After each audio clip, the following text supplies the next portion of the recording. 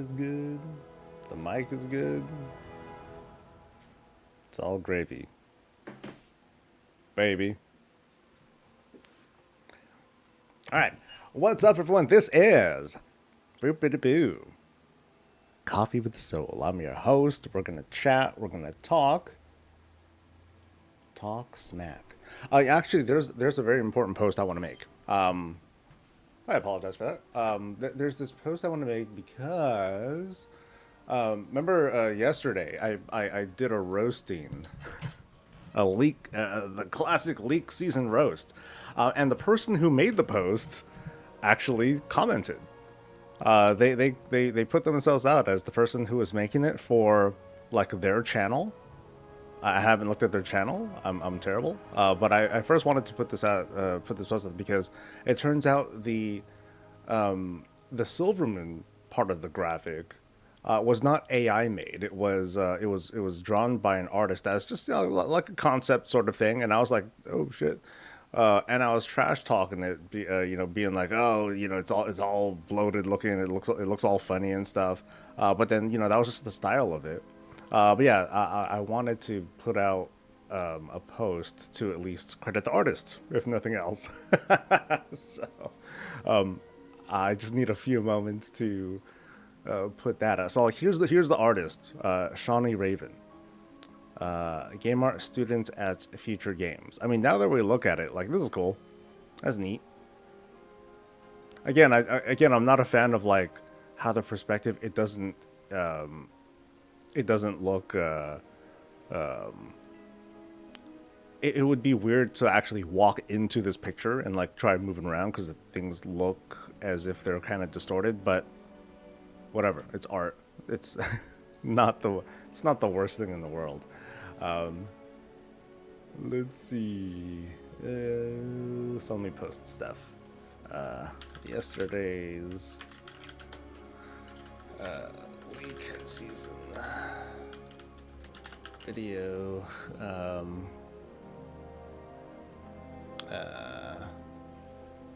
Is obviously fake. Is featured an obviously fake timeline.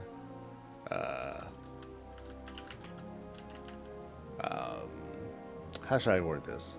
They featured an obviously fake roadmap. But the OP came out to me or commented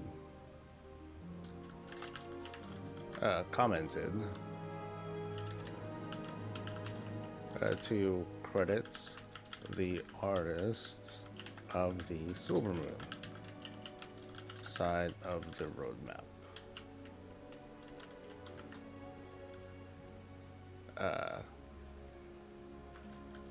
Boom. And then I'll put up the tweeted post thing.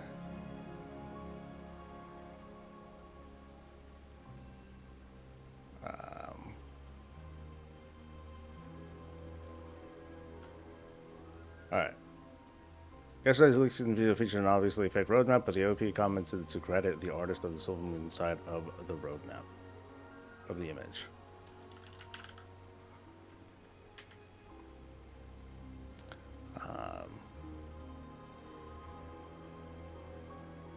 But the I'll say person who made it. That'll do. Wasn't that roadmap from Zax's video he made? Yes. Yes, it was. And I didn't know. So let me link his page too.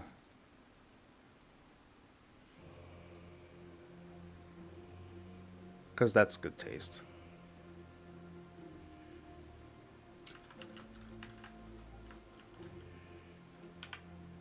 Ooh.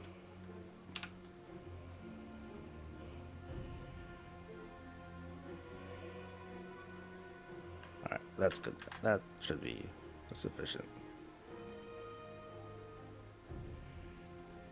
Alright. And then yeah. So that should be good.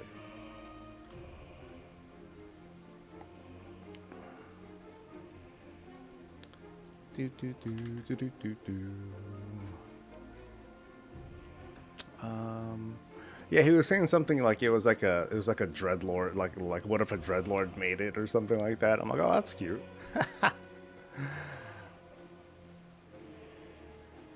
But yeah, because it's the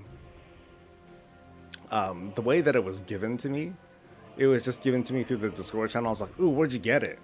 And the person who put it up, he's like, oh, I don't know where it was. It was just put up on like some Twitter, and I didn't really see where it was. So, yeah, that's funny. Anyway, hi everyone.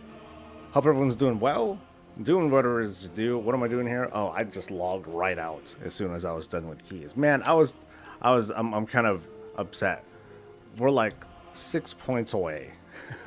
6 points away from finishing this. So I think what I'll need to do is if we just, just do any 7.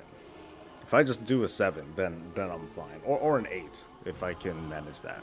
I don't know what's the highest key we did this week. I think it was either a 6 or a 7. No, I think we did an 8 and we just didn't, and I don't think we timed it. So I'll probably end up with a 7 key, and we just gotta smash, and we'll be fine. So, well, better luck next week. Bummer. No, you weren't wrong, Thoria. It is from the comment was from Zaxxas. Yeah. So that's cool. Anyway, oh, I need to turn that. I'll leave that add-on. Whatever. Yeah. I'll let it run. Anyway, let me say hi to people. What's up to Doki? If you're the first person to say hi as usual. What's up to 324B? What's up to Caldane and Peter and Neeb? And to Thor again. And to the Greasemer. And to the rest of y'all, you beautiful digital smiling face people. Like I said, I hope you guys are doing all right. Let's see. I'm pretty sure I did do my Ulduar thing. I did do the Ulduar thing. Ah, damn it. So now I gotta find some places to like just farm and chill and all that stuff. Maybe I'll do some old raids, because it's been a while. Queen of the Galaxies, hey, what's up? Hello, hello, hello. And yeah, might as well. Great. Good morning, Andy. Hope you're doing well. You're doing good. Yeah, between this, well, I guess I was glad the day worked out the way it did, because we had like a little leak season stuff. I was able to get some fun content out, and then I spent a good chunk of the day yesterday playing the new Diablo season. It's fast. It's wild. If you already have Diablo 4, great. I'm not going to tell you, hey, go buy it, because this season is like the greatest ever. Because I haven't even really sunk my teeth into it yet. But it's just fast. It is amazingly fast. Like I'm already like level 50 or something like that, and yeah, I spent a few hours into it. Just kind of like getting my feet wet, doing my usual build, and it's fast. There's just so much. There's a lot of violence that goes on in this thing. So think of it like this. So if you're familiar with Diablo or Diablo 4, there are these there's like this thing called a Tree of Whispers, and you go into a zone and you just keep completing objectives until you fill up some bar, and then the tree says, hey, I got loot for you, come over, and then you go over and you get loot, basically. So in this case, there's a whole season that's kind of centered around this Tree of Whispers, where you're just doing you're doing those objectives constantly. You're doing them all the time. And while you're doing it, every time you complete like freaking anything, it'll spawn like a little, I don't know, like this corrupted sack or something like that.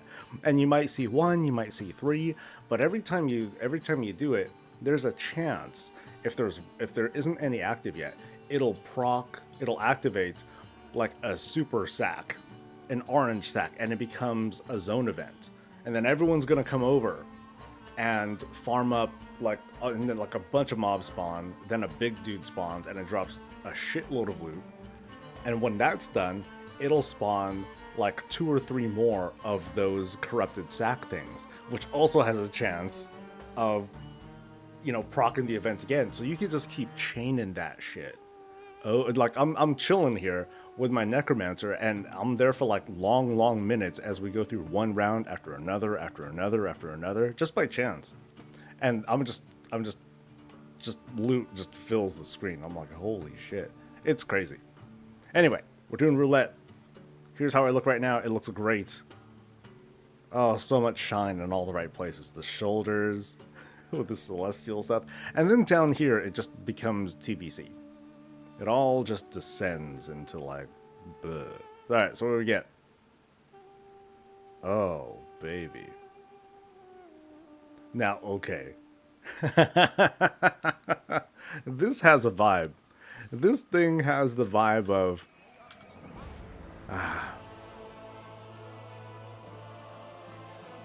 like this dude's been through some shit. Yeah. He's been trekking. He's been picking up anything that he can get a hold of. Yeah. Yeah. You know, one day I want to see... No one talks about this because it's never... And it's never going to happen. But I would love to see, like, as your durability goes down, your armor, like, visually gets affected. It could be very simple. It could just look scuffed. Like... you know, stains and you know, just kind of like this weathered look to it. You know, dirty tabard, blood stains, you know, sure, whatever. Like, you know, that would be kind of cool.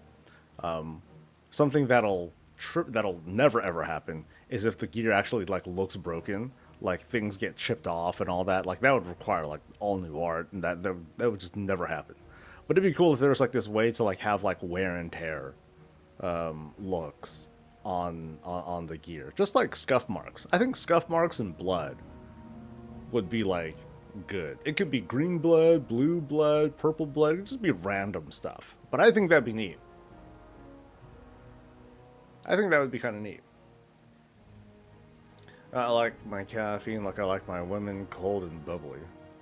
Cold and bubbly. Cool. POTUS's sack, he said an orange sack. No, I refuse to let anyone ruin a color. Nah. Don't worry, guys. Y'all get your apartment in the reworked Silver Moon. That'll be cool. I'll be cool with that. Fuck reworked Silver Moon. Give me my house in OG Undercity. OG Undercity? Yeah, but then I think we still need to technically like clean that out, right? Because I don't know if it's like safe down there yet. And will we ever go back? Will they ever reopen the Undercity? Because you gotta think it's like, let's say you lived there, and then it got bombed, and now it's like all, you know, whatever. Now you gotta decide, okay, do I really want to go back there? Hey guys, the Undercity's cleaned out, and people are like, yay, we can go back into the sewers. Do you think the undead would really be like all for that? I don't know, man. I think even the undead, even the Forsaken, ought to have standards. Shouldn't we all get like a comfortable living space?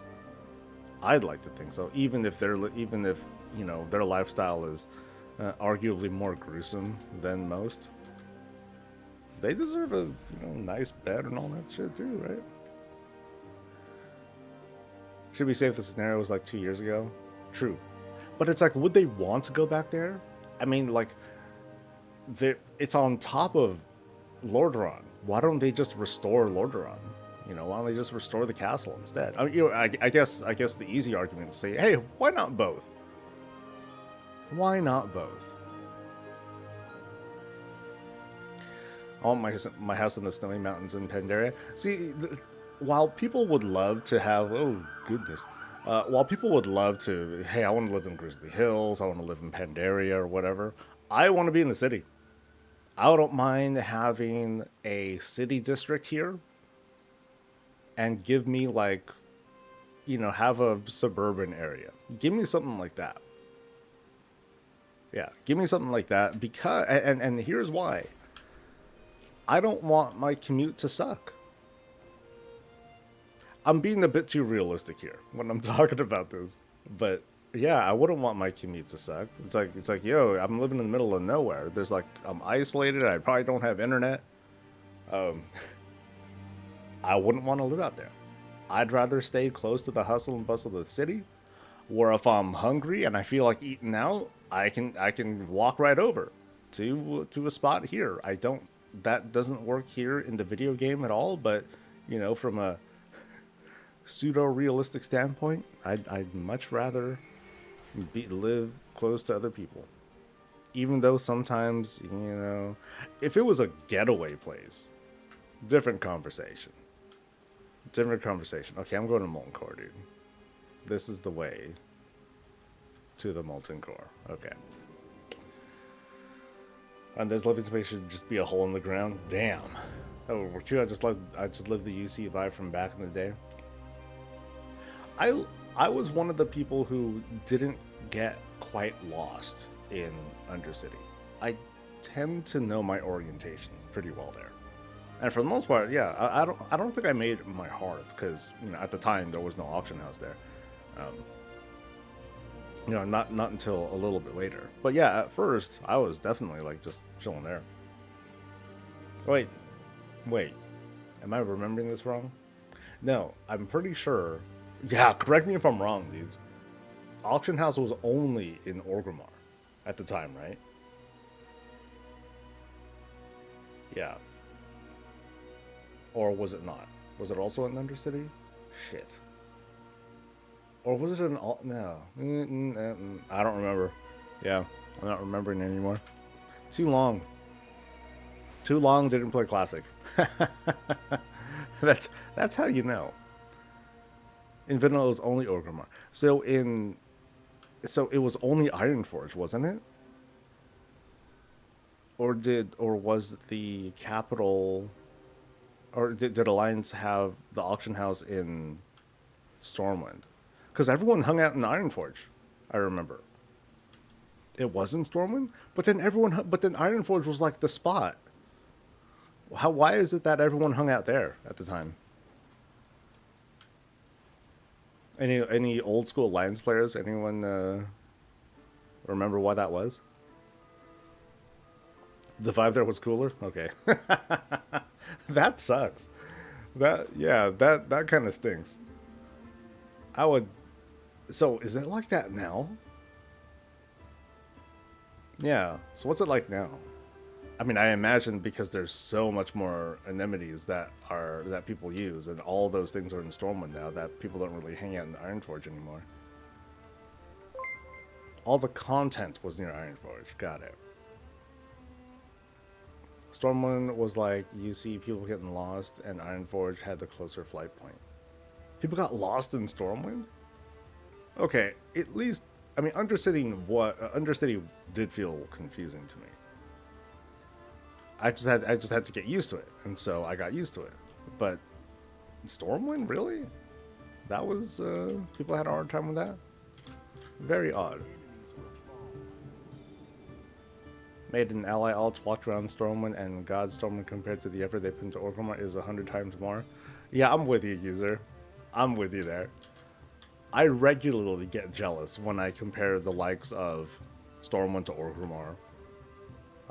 Even the new version of Orgrimmar. Although, I think Orgrimmar does have a much better flavor than it did before Cataclysm. I thought Orgrimmar just felt really like just kind of hobbled together.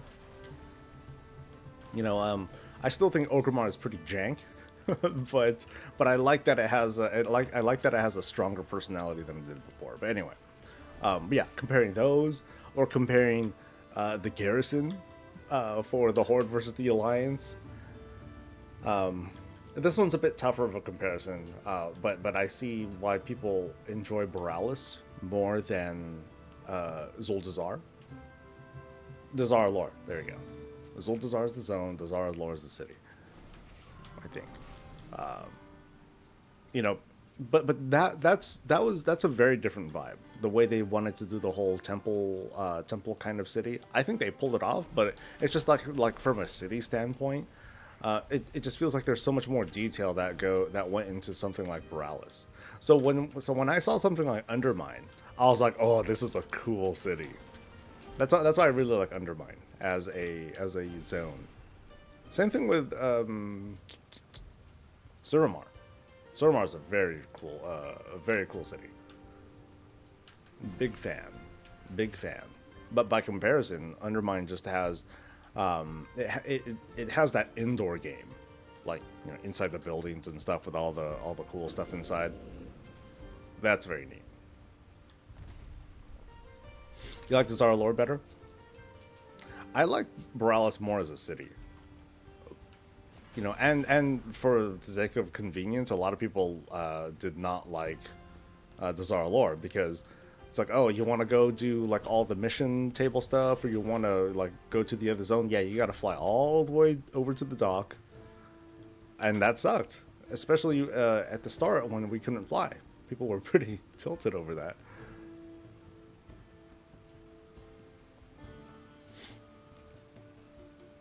Yeah, so Nogur's making that point I'm talking about, like the convenience of moving over. I mean, that's why I would at the time I would recommend add-ons. There's a I forgot the add-on, but like Paku something that would tell people, hey, use this bird and to fly over faster. But even then, it's like, okay, I gotta go change my Azerite traits or something like that, and it was more of a pain. I get it too, Peter. Like, as a temple city, just the whole vibe of it, I thought they pulled it off really well. It's just that as a video game person, you know what I mean? That's the difference. That's the distinction I'm trying to make. Playability, Borealis worked out better, but the vibe I like both, but they're just very different styles.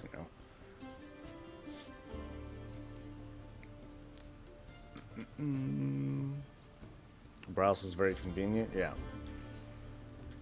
Haven't really done it enough myself to really like speak to it or say one word for another. My alliance play through experience is still very limited. But the garrison, that was like, to me, that's, I'd say, the most offensive difference. Like they had buildings with like rooms and a bed. You know what rooms the horde buildings had, like aside from the building itself, like the barracks had a dungeon, although I think the alliance barracks also had a dungeon, and then there was the inn. Like that was it. Those are the only things that had like that I felt like had like some decent detail to it. Everything else was just like, oh, here's a hut, here you go, buddy, here's an overhang. The main hall was again, comparing them, big disappointment. It fits the vibe, but I don't like the vibe. I wanted to have like, a more extensive set of buildings, and the orcs just don't do that.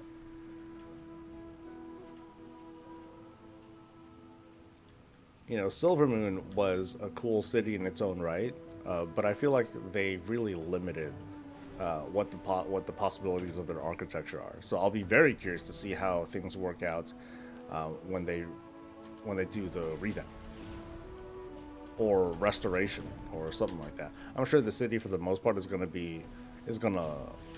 look the same, but I'm hoping that they give the same sort of vibe of Silvermoon, something that is similar to Undermine, not in the sense that it's got like all these buildings or anything like that, but I just hope they put a lot of detail into like having lots of interiors that have their own flavor and uniqueness to it, because I think that sells really, really well from like an ambiance, an immersion standpoint. There we go. I haven't used that word in a while. I find Undermine to be a very immersive vibe for people who want to have that kind of city feel.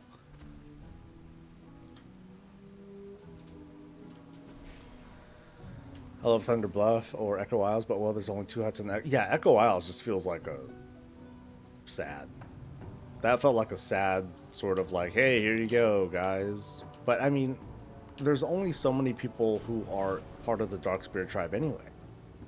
So it can't be that big, but it's just very, it's just kind of blah.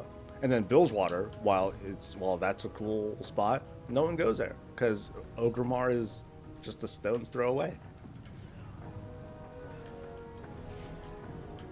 Though Billswater is kind of a cool spot. Penny Arcade's title, one's called the Alliance Easy Mode. Easy Mode. Ah, those webcomic days. I think they're still working too, right?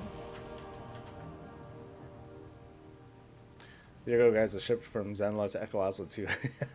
Yeah. Okay, there's more than 2 HUDs, but not too much more. The Echo Isles looks more like a training ground.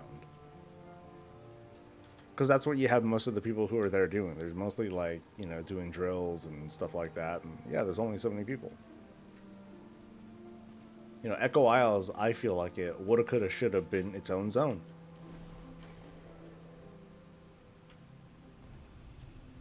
My Warcraft 3 trivia isn't great, but I thought that the Echo Isles was much farther from mainland Kalimdor than it is right now. Oh well. I guess at the time they didn't want to make a whole zone, I suppose. I should have been at least looting the gear. Yeah. Should have looted the gear. Or the gold, sorry.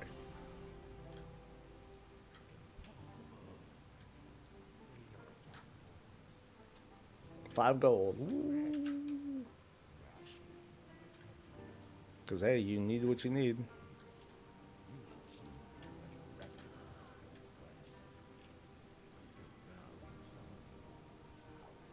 Yeah, it's been a while since I've done like a big round of Mog stuff, but mostly because I got the shields.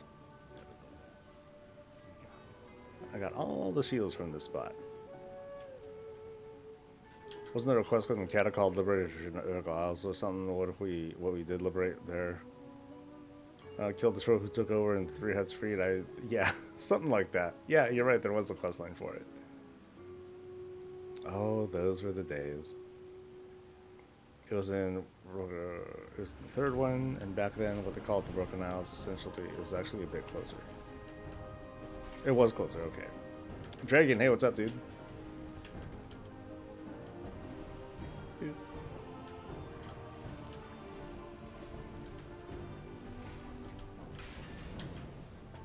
Are you maybe thinking of the Dracthyr Isles where they lived before Thrall found them? They were in the deep sea. Oh, okay. Yeah, I must have got that wrong. So I thought Echo Isles were the same thing.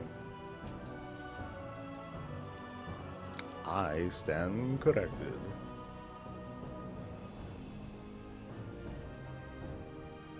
It'll be sad if we can't choose our aesthetic regardless of whether we're Horde or Alliance. No, we can choose. Like, that was when Taliesin had his sit down with Ian and Mark Khaled, where they only very briefly talked about player housing. They pretty much didn't want to talk about it, except to give like the very basics. Like, obviously the cinematic that we saw was very Alliance centric or very human centric. We should expect like something for the Horde, but I better get like an actual square looking building. I don't want no hut, buddy. But of course, ideally, I'd want to have something to celebrate each race, which is a huge burden on the team, and I don't care. Because, well, you're making this bed, Blizzard, you're gonna lie in it. But I think it's because I have a feeling that Blizzard is going to, they're going to do their best to do something for every race at launch, but it's going to be like a series of rollouts, no doubt. The biggest thing, I think, or there are 2 big components to player housing. One is the actual housing, how it looks, the things that we have to decorate and blah, blah, blah. The other part is how we get it. the system of earning these things and placing them down. Those are the very big components of it.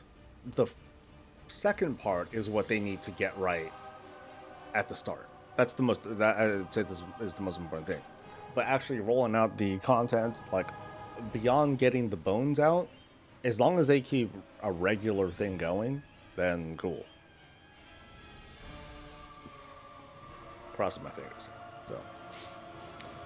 So how'd you come up with a robot pet idea for your channel? As a blood elf, wouldn't a magical broom fit more? Yes, but magical brooms don't emote, or squat, or have... Okay, Bob doesn't have any facial expressions at all. But better than a broom.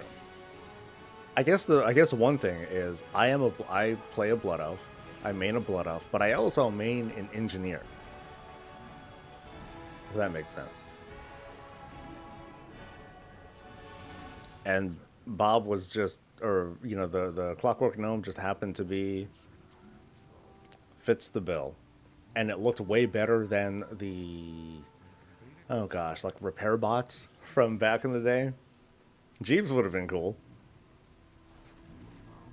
Yeah, Jeeves wouldn't have been a bad idea either. But then that's Jeeves. People see that as Jeeves. I don't want to take away Jeeves, so I might as well take a generic Clockwork bot and give them a name too. So that is pretty close to what the thought process was. 3MS races need more than one aesthetic. I agree. But also, in the interest of development time and, how they split their time and everything, like, start off with the basics, cool. People will think, Blood Elf, but then there's also, Blood Elves and High Elves. You've got Void Elves. You got the Forest Riders. You have all these different vibes to it. Anything cool? Anything epic? Nope. Not this time. Not this time.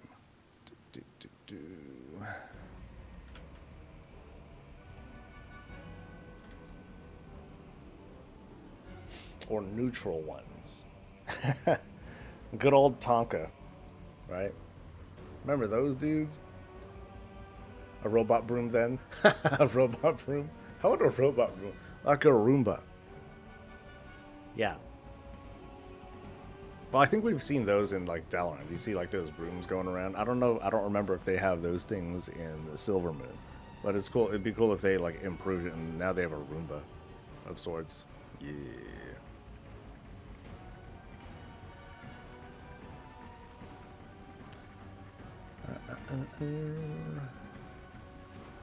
They've been making a lot of HD assets in recent years already.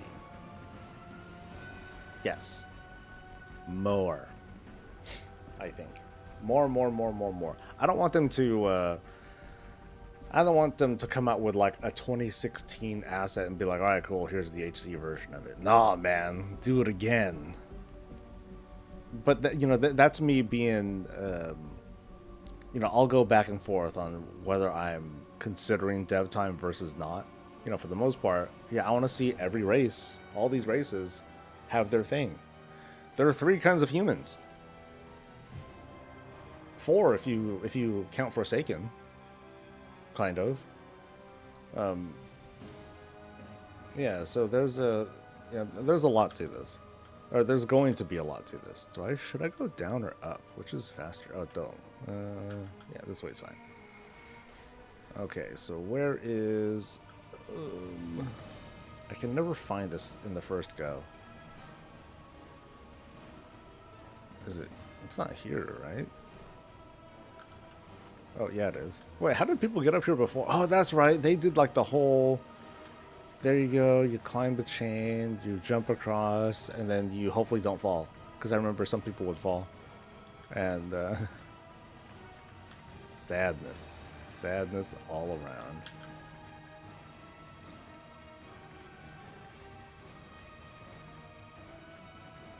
I would commit minor crimes in order to get my hands on player housing sooner. Dude, Blizz, like I'll fly, I'll drive down. I'll drive down. Let's go. I'll do some temp testing. They brought up based off the class hall theme, then the garrison theme of structures. The class hall theme, then the garrison theme of structures. What do you mean by that, Yark?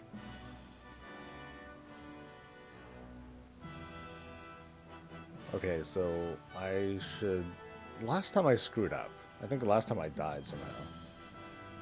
But like, I'll like do this, and I'll kill these, and then I click the thing, and now I'm fine. Okay, so egg is egg. Alright. I swear, like, this thing has gotten faster, hasn't it? Because I remember waiting for, like, long seconds to do this. And this fight took, you know, soloing this fight took quite some time.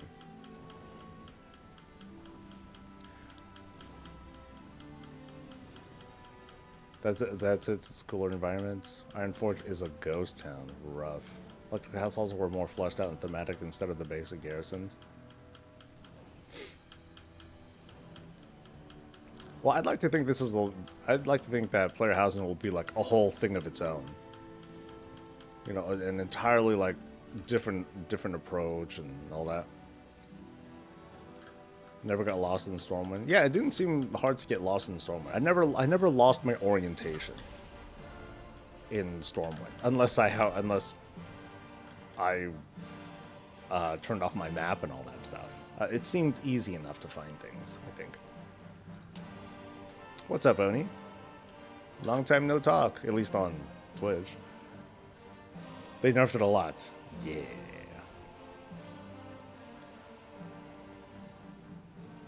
Oh, I should remind D the card will come in today. It's weird, Neep. Like we gotta do like this kind of thing where it goes to the office, and then we gotta call someone at the office, at the mail people, and then they put it into a locker, and then yeah, it's weird. Oh well. But yeah, I'll be watching it. Oh, what were you saying earlier? You said something about the cards. I've consumed all the 5090 reviews, and the results were resounding meh over the 4090. I mean, it's one generation jump. I don't think we've ever seen... Have we ever seen, like, a really, really, really big jump between one generation and the next? I don't think we've ever seen anything that big. It's out for delivery at the moment. Cool. Workers have been nuts. Half the time can just leave the stream going, and that's all. Work from home giveth and taketh away. Well, I appreciate you, like, at least showing up and saying hi during your busy schedule, and that goes for all of y'all. You know, I don't think. While I'm not the greatest streamer who does like, hey, let's do things as a comedian, blah blah blah, I do appreciate folks who like show up and choose to spend some time here, of all places. You could be staring at some hottie with an impressive chest or an even sexier voice, but you chose me, and I appreciate that. But yeah, 3090 to 4090 was 70%. The 4090 to 5090 is only 30%. Ooh. So I just came to check out the sexy dragon, and then you killed it.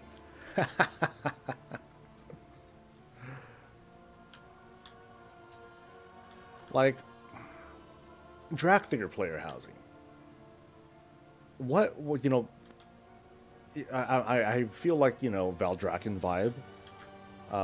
And if you go to Valdrakken, you get kind of a sample of what it is that Dracthyr will see. You know, you have certain decorations, the certain shape of the house. But what I don't want is for the shape of the house to like be stuck like that. I don't want that exterior layout.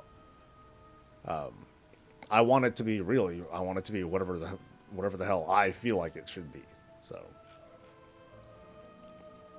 if I, as a blood elf, want to live in a Tauren, you know, in a Tauren kind of structure, yeah, sure, I should be able to do that. What I do anticipate, though, I fully anticipate Goblin structures, I fully expect that to be part of player housing. 100%. I can't not see that. Oh, shit. Oh, that's right. I have the short horse talent thing. Oh, that's a mistake, Soul. You butthead. You suck. No. That means I'm stuck in hell. Can I change this talent to God anything else? Okay, that'll work. Dracthyr player housing would look like a Netherian lab. Dragon corpses hanging from hooks. That'd be kind of cool if it was like, you know, if they like totally like usurped my initial thoughts and it's like, no, it's gonna look like Aberrus. Surprise! That would be kind of funny. I'll just bubble this part. Yeah. Yeah, going normal freedom for a paladin here is ideal. Not doing it sucks. Not my talent is I'm not talented for Blessing of Freedom. I just have it linked to my horse, so very convenient in many encounters, but not for this. For this, it kind of blows, obviously. Oh, do I have that one? Okay, I had that one. All right. Come on. Almost there. Yay. We made it. I believe the fake roadmap kind of lines up well with, on the player home Silvermoon deal with the whole Uniting the Elf story. It would seem likely that would be the first area and zone. Oh, absolutely. I can't not see if Silvermoon's going to be like the main place, and it's going to be, you know, more or less a neutral spot, I'm sure. Cool. You know there's going to be some hardcore horde folk being like, oh my god, we're letting invaders, we're letting the filthy alliance into our city. Just when we got it back, they're sharing it with the enemy. You know, we're going to see that sort of energy for sure. Well, yeah, whatever. Get mad. Keep seething.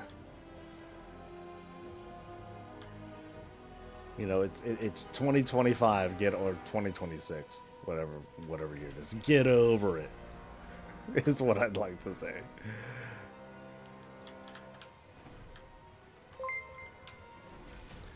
So you beat Zector finally solo, but I probably grossly overgeared. I was 622. Lol. Nice. So that's the first difficulty one, right? You still got the other one to do as well. Aha. And that one can feel challenging, even with good gear, because there are components to the you know, the tier 11 version, I guess, that make it kind of tough. Like, you'll get owned for the most part. But if you're ret, well, I don't know what class you're using, but if you're going it as a DPS character, you have an arguably better time. What'll be interesting though is since we're not seeing the what's the name? The underpin? Underpin is the name of the new guy, Zekvir round 2. My expectation is that tank Brann plus healer should be very viable for it. So my hope is that the underpin fight just doesn't have that sort of DPS requirement the first fight did, because that one had a very clear mechanic where it's, you know, it's summed up to, if you can't do enough damage, then you can't do this fight. And you couldn't depend on Brann, really, because Brann couldn't reliably hit that stupid egg. Still got to do a thing, but I haven't beaten 9 or 10 level dells since no points. Don't know if I will or won't do it. Not a fan of the void look, although I prot main like you. I do challenges as rets for ease. I still haven't done it as prot for the sake of doing it. I don't have the trinkets that I want though. Like if if you have, if as a tank or even a healer, if you have that one trinket, you get it from the last boss. It does like a big nuke. That would probably help you finish that fight because it does a lot of damage. It has a fairly short cooldown. I don't know if you'd be able to reliably use it on every single time the egg pops up, but it's just good. Gazlo would have been a better brand of Undermine. Woulda, coulda, right? You know, call them lazy for doing it. I'm not gonna contest that, but the excuse that they're using, it at least makes sense to me. Like, it would be awkward to level another new character, but we don't have to. And the way that they, you know, it's clear that they decided kind of early on, hey, you know what? Let's not do that. Let's not do a new character. Let's just stick with Brann. And so they crafted like this whole story of how the Underpin, you know, nerfs all the curios or takes away all the existing curios that you have. So that way we kind of start at a more or less even level. So they at least did that okay. But yeah, it would have been nice to have Brann do it. I think having Gazlo do it though, I don't know if that would work so great because he's so central to like what's going on in like the main story for Undermine, that having him also do grunt work feels kind of odd. If anything, the Brann story for, you know, Brann's presence, why he's still there, it's a personal story. The corpses made a Mickey Mouse. Oh, did they? Nice. I'm getting sued for that one.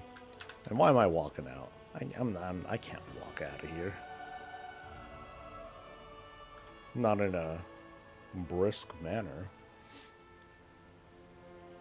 I picture a Dracthyr house to be a dragon's lair with a bed of gold and riches galore laying around everywhere, and a corpse as of some beast as dinner. You know what would be a cool vibe? Hold on. Let me get out of here. I'm gonna, instead of here, I'm gonna go to I'm gonna go to Thaldraz's. Let's take a look. Dracthyr buildings, because you reminded me of the bank. So I'm gonna go to the bank.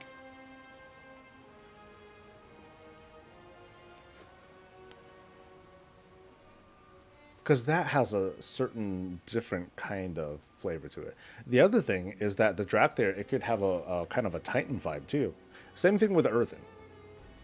And we've seen Earthen housing. Just go to Dorn.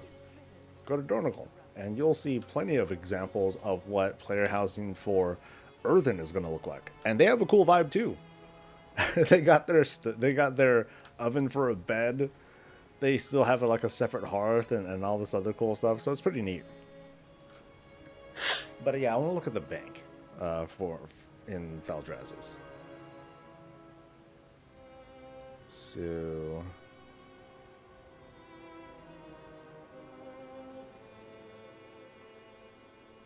something like this, you know, something that has not this high of a ceiling, but a bit higher of a ceiling, that'd be kind of cool.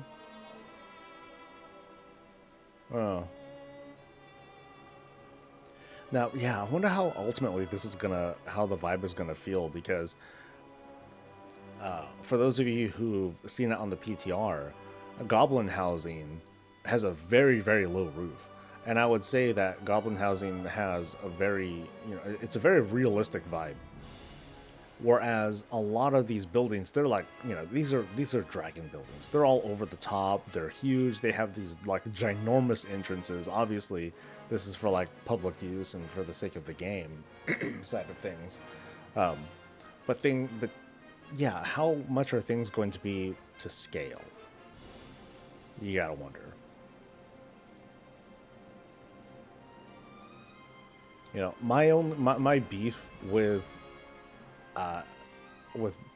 likely dragon housing is that the building's round. I'm not fond of that. It's like, I gotta hang stuff like this and it's gonna like clip, and I don't know how I'd feel about that. So I'm hoping While it would be cool, and I think it's appropriate to have different shaped buildings, I definitely hope that we have the option of having, you know, circular buildings versus something that's more square, something like that. And we're doing a roulette. Let's go. Okay, this looked good. I like this one. As in, you know, this is awful. This is so jank. All right, let's see. Whoop. Okay. This is terrible. Terribly mismatched. Oh, we got super basic sword too. Oh, what a vibe. That's taking me back. Let's see. What am I going to identify here? Not much. You know, obviously, Dragonflight Tabard. We have this. This is the part of the undead. Undead, not PvP. The undead Warfront set from BFA. This is a recent shield. These I don't know. I think this is a gladiator pants. Let's see. Wrathful gladiators, ornamented leg plates. Nice. And then that is tier 7. The gloves are tier 7 paladin stuff. I don't know the shoulders though. Shoulders are from Balanced Pauldron, so I don't know where that's from at all. Yeah. I'm trying. Oh, and then of course the Pandaria crafted helmet. I'm trying my best to like quiz myself on transmog. Someday I'll do a transmog competition of my own. I'll be able to quickly identify. Yeah, that's from that. That's from that. Nerd. Back to Philly housing. I've been discussing with my friends, but my personal opinion, Blizzard is going to cataclysm WoW. I believe they would need to rework old zones to do player housing mount changes. What if the killer content would be us building zones that Midnight was wrecked, similar to the Gates of Encourage? Huh.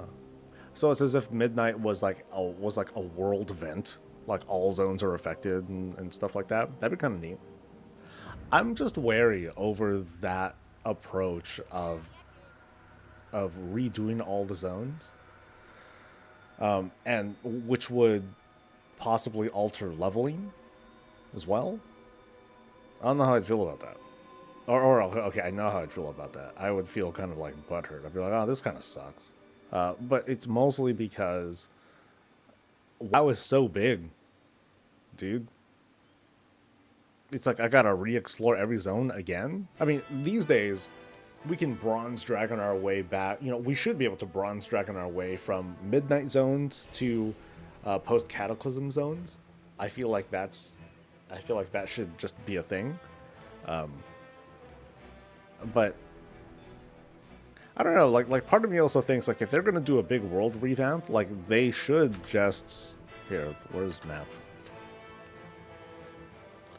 They should be a bit more serious and like just totally alter zone. They did some zone altering. Like in Kalimdor, they split the Barrens from north to south because of the big divide here. But I'd want to see like some bigger changes. So like for example, Eastern Kingdoms, like give me Eversong, Ghostlands, and like all sorts of new shit over here and have that just be one zone. Big risk, but you know, do it. And then, of course, have it linked with the rest of the planet and all that, too. You know, so,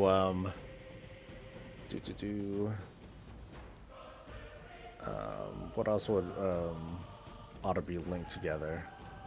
So I guess, like, all four, like, this, we still don't know exactly what's going to be there. I think that, yeah, I forgot what people had data mined, to be in this area. 1 in 20 should be like one zone area still named correctly. Yeah, I mean a thought like that. There's a lot. There's a lot to that approach. I can barely scratch the surface on that. Okay, so I finished. Oh, I didn't even do Black Rock Descent. Oh well, I wanted to look at this though. So let's go somewhere else. Let's go to Tempest Keep. That's random. We're just wandering now. But yeah, let's go to Tempest Keep. We would get pumped similar to Heritage Armor on announcements like what zone we're doing next. I don't know. I'm very wary about those kinds of changes because typically, like, I guess my gaming habits, just speaking for me here, my gaming habits aren't going to be like, oh man, let's check out all these different zones and all these things that had changed. I would feel overwhelmed. Cataclysm to this day, that's over, it's like 15 years ago now. I still haven't done all the old quests there because they were leveling zones, and I don't do that. I don't make new characters like that. Just for the sake of experiencing the zone or whatnot. Like, I gotta force myself to do it, and obviously, up to this point, I haven't come around to actually do it. So I wouldn't want all the leveling zones to be affected. To have that sort of, I wouldn't want that to happen.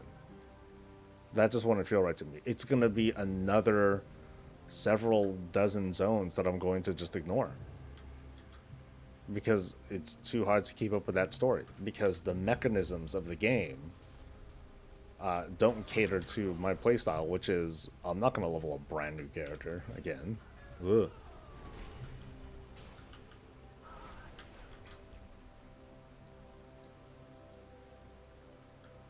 But I feel like eventually, like, we'll get updates to zones, just like very piecemeal.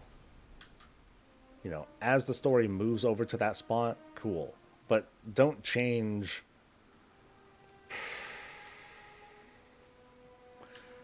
Don't change Dustwallow Marsh for the sake of changing it. Don't change Swamp of Sorrows and expect me to be interested in going there, unless it's part of like a main campaign thing. And I seriously doubt we're gonna see a main campaign encompass the entirety of old Eastern Kingdoms and Kalimdor all over again.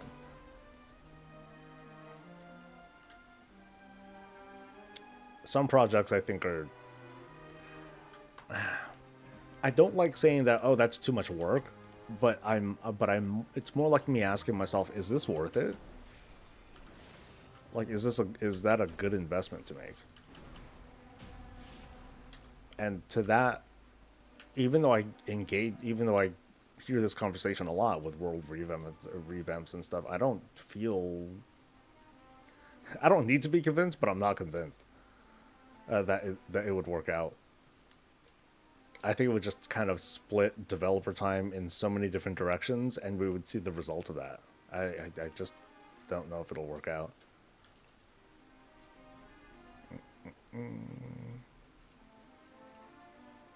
So anyway, back to the simplicity of housing. Yeah, I really hope they do a little bit more with making some new art. So some somewhat new art direction. A lot of stuff can be the same. They gotta respect like the heritage of like what human and elf architecture is. This is all Draenei architecture. Or no, not even Draenei. This is more like Naru architecture. Wait, now I think about it. Yeah, we haven't even seen a lot of it. The closest thing that we've seen to legit Draenei architecture would be, I guess, some of the stuff some of the starting zones, I guess. Yeah, the start, but not the Exodar. Exodar don't count. That's a Naru thing. Right? Shit. Okay, yeah, someone has to correct me on this. Who built the Exodar? The Draenei or the Naru? Good luck on Ashes. I already have Ashes. The entire ship used to be Draenei. Okay, so it was built by the Draenei. Okay.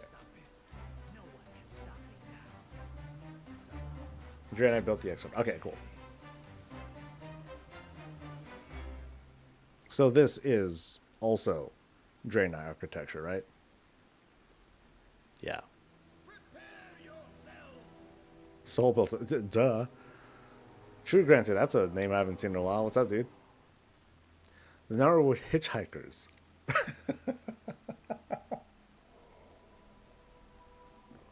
Okay. I'll accept that.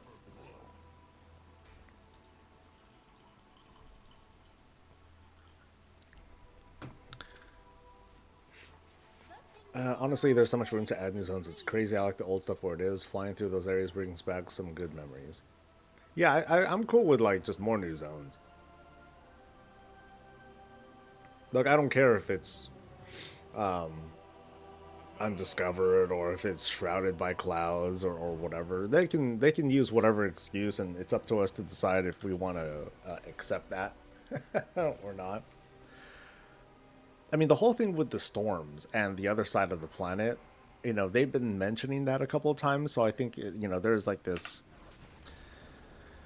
I think we can come to eventually accept that, but I have a feeling that we'll see less of a world revamp, and I think we'll see more of just like, okay, let's explore the other side of this planet now, and that's gonna be huge.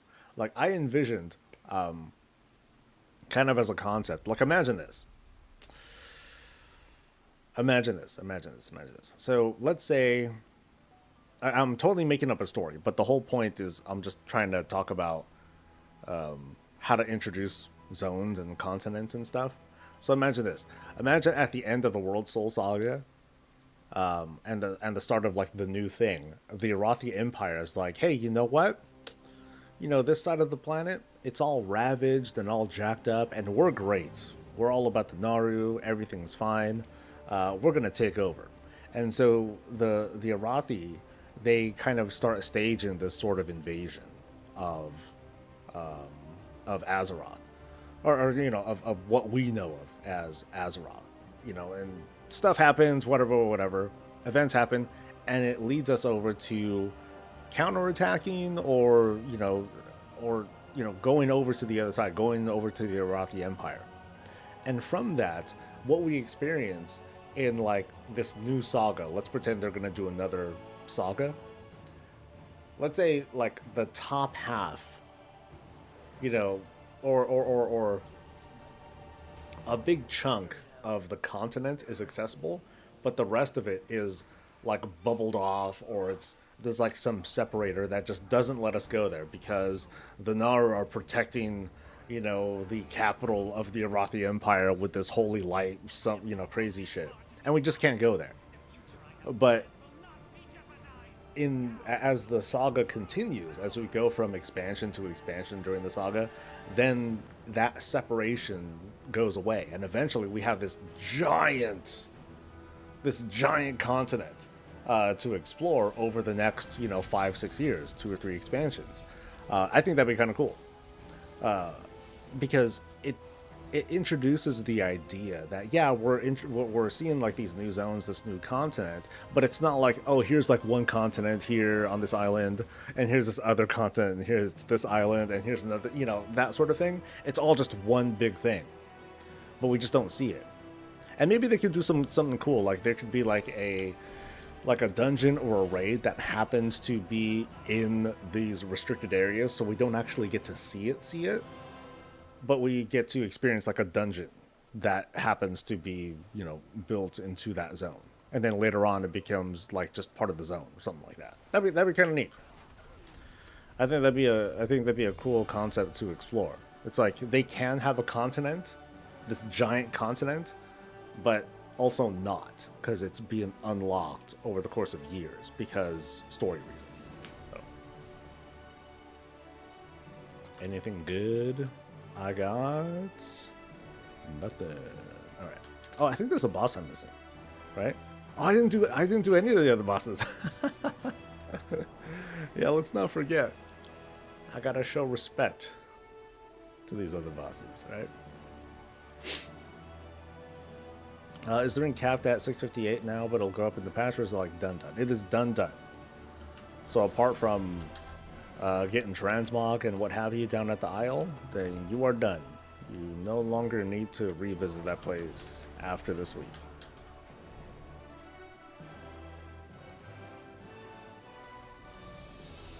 Minus Crystal, I think that's an after-service part. The Zerg invade Kalimdor while trying to find their ancient Kraji ancestors. Meanwhile, Burning Crusade returns to the Eastern Kingdoms, hell-bent on destroying the Alliance under their new leader, Diablo. Yes! Brilliant! Another great war, hell yeah. thing is, I wouldn't necessarily want it to be a war. Like, I want to see what I want to see. People talk about, hey, what do we do about the factions? How do we make the, do we end the war? Blah, blah, blah, blah. And part of me thinks it would be kind of cool as a story development if the Arathi were to invade in such a way that people here in Eastern Kingdoms, Calendar, or whatever, they got so systematically defeated that the Horde and Alliance, as we know them, just shatters. All those affiliations just kind of like go away. And it shatters, and yet it also reforms into this more cohesive, like, no, we need to fight together, because if we don't band together, the Arathi are just going to finish all of us off in the name of their Naru, whatever. And of course, some elements of, some folks who are part of the Horde or part of the Alliance, they're going to be like, yeah, Arathi, let's go. And then they become kind of enemies too. But for the most part, I think that's what could, like, kind of rid us once and for all of this faction divide, because the factions would have just effectively been destroyed.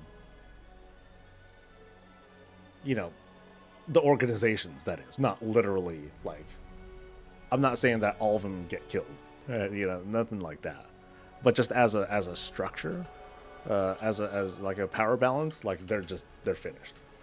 They just can't come together like that anymore. They have no choice but to band together against this fresh, not really affected giant empire that's been, dominating like the whole time, or, dominating their side of the world the whole time, something like that. I'm obviously making tons of shit up, but I think that'd be cool. 11-1 release date predictions, February 25th. I've made many predictions, but I feel like because of the like, we can observe historical patterns these days, Troubled Mind. So I think, like, within a few weeks, I think most predictions are pretty on the money these days. Like, I was seeing in chat yesterday, Bellular was saying, oh, the patch may come out February 11th, which it can. It very much can, based on the 8-week pattern. I'm willing to give a little bit of flexibility because of the Christmas holiday and because of turbulent timeways, and say, hey, it could be February 25th, because that is the day after turbulent timeways ends. But also, they could have it be between that. It could be February, what's that, 18th? Yeah, it could be the 18th as well. Perfectly plausible. Everything still fits. Because Plunderstorm ends the week before, and it's okay if Turbulent Timeways still ends when it does, because it can still just award Season 1 gear. We've seen overlaps like that before, and that works fine. Did I go over the new PTR notes yet? Were there notes? I did not see them. La, la, la, la, la, la, la. No, 4 minutes ago. Nice. Okay. I'm gonna go potty because I gotta mentally prepare myself. Just kidding. I'll be right back.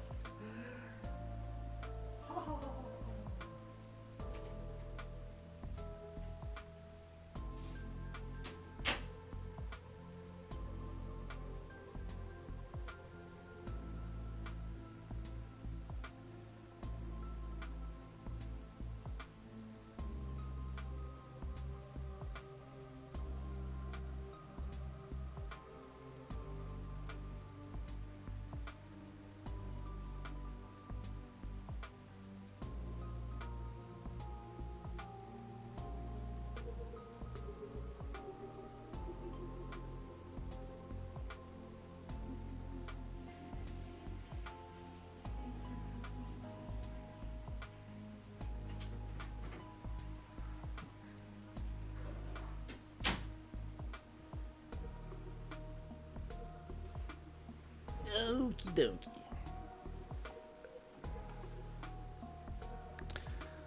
Let's see what we got. Well, that's a lot of notes. It's a lot of notes. Okay. Okay. That is not it. That is not it either. Wait, I think that was it. No, that's 8 days. Okay. First off, let's not cut this off. Let's read together. Yay! Okay, we made significant changes to the drive system, increased the heights of the breakneck can climb over obstacles such as fences. Nice. The garage now requires you to unlock non-default parts. You can find them hidden throughout the undermine and its activities. Makes sense. The G77C Ultra, the engine with the lowest max speed, is now the default engine. The POSIC is now an unlockable option. Fine. Because the lowest engine, like, it just makes it feel like a faster mount with a turn radius, so which can still feel a little odd for people, but oh well. Reduce the maximum speed for the engine. Acceleration at high speeds has been increased to compensate. Boost have been significantly retuned due to loading time constraints. We believe these changes will increase the level of control you find while boosting. Okay. The weakest boost is now most effective at letting you maintain a higher than average top speed. Okay, so yeah, a lot of little things there. So the big one is not getting stopped by stuff, and it looks like they can, hopefully, if they need to make further adjustments to this, hopefully they can do it via hotfix. Yay. And then classes, whatever. Not important. Lots of hunter stuff, lots of mage stuff, apparently. Okay, important stuff. Let's see. Strength and diversity is nerfed. Cooldown reduction with Uther's Council, nerfed. Well, my healing hasn't been changed, so haha, got him. Yeah, so paladins are fine still. Zandelvari is now located and will offer stuff. Okay, so more testing for delves, sweet. Let's see. Anything important to note? Pet battles, blah, blah, blah. Oh, that's it. Okay, so class balance stuff. Class balance stuff, driving, delve testing. I mean, the delve thing is only for test purposes. It's not going. I mean, yeah, offer testers. So, but at least I can just teleport to the delves that I want to. So that dude is back, so I can like check stuff out and try things. Gilded. Nothing on Gilded. Okay, so we'll just have to. I'll just have to watch and see if they like do any changes there. Raid rewards. Players will be now more likely to find Warbound until equip equipment when defeating raid bosses. Oh, that's cool. Yay! Still waiting for the next all race combo to be released. I'm predicting Paladins next. I'm predicting Shaman. Shaman are like the... Between Shaman and Paladins, Shaman are easier. Now, Paladins, they did have like a whole quest line to help introduce the idea of having a lot more races introduced. But I think like development-wise, we need to have a... I think they need to make a good number of new mounts for, you know, new charger mounts, as opposed to totems. And I think one is easier than the other. That's mostly where I'm coming from. But I think it's mostly like a development thing that's making it that's making the difference here. Okay. So the things that make me sad Here, nothing about Gilded, which is, it's not a huge deal, but to me it's a big deal. Nothing on Professions, though, right? Unless I'm, like, missing something here. Yeah, drive stuff. We have more improvements in development. We'll share more soon. Okay, that's cool. But yeah, nothing on Professions. No. Crests. Nope, nothing there either. Damn. More Warband gear from raids is good. I'm currently often queuing Raid Finder along time walking dungeons to farm Elfar appearances. Other than that, it means rolling on items lower than my equipped item level or track. Can't wait to see how expensive the Flare-nado mount is. Flare-nado? I'm not familiar with that. Flare-nado. Well, whatever the case, realms are likely down now. Hey, I got a bet.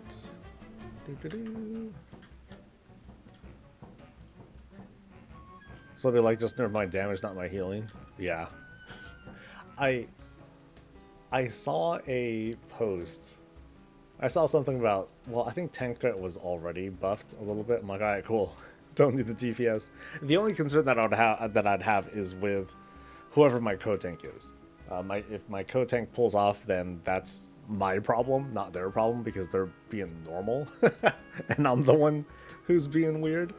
So I gotta make sure that I am doing at least enough damage. So having those damage nerfs sucks a little bit, but I'm mostly thinking in terms of holding threat versus the other tank, because I don't want to tell the other tank, hold back. I gotta work harder, and so that might result in me needing to either sacrifice some healing or something like that, but preferably not. Let's get out of here.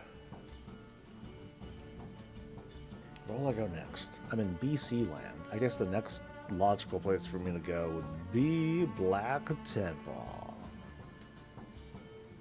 Is that a loot add-on? I'm not sure what thing you were referring to. I don't think I was pulling anything up. The Mega T-Rex is gonna be having a mount from the Raid Renown. Oh, okay. I figured that would just be given to you. I didn't know if it was gonna be, oh, you gotta buy it. Yeah. But I thought it was just, here you go. Just like the other Renown stuff. Some Renown stuff, like, hey, you have the privilege of buying it from us now. But then when it comes to the mounts, they were just given to us, right?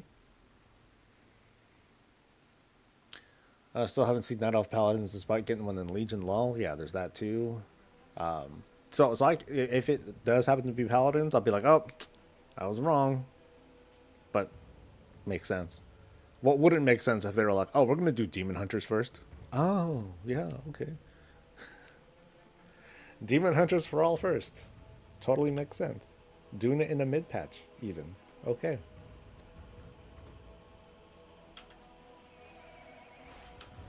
Alright, so my bet is going all the way to Black Temple.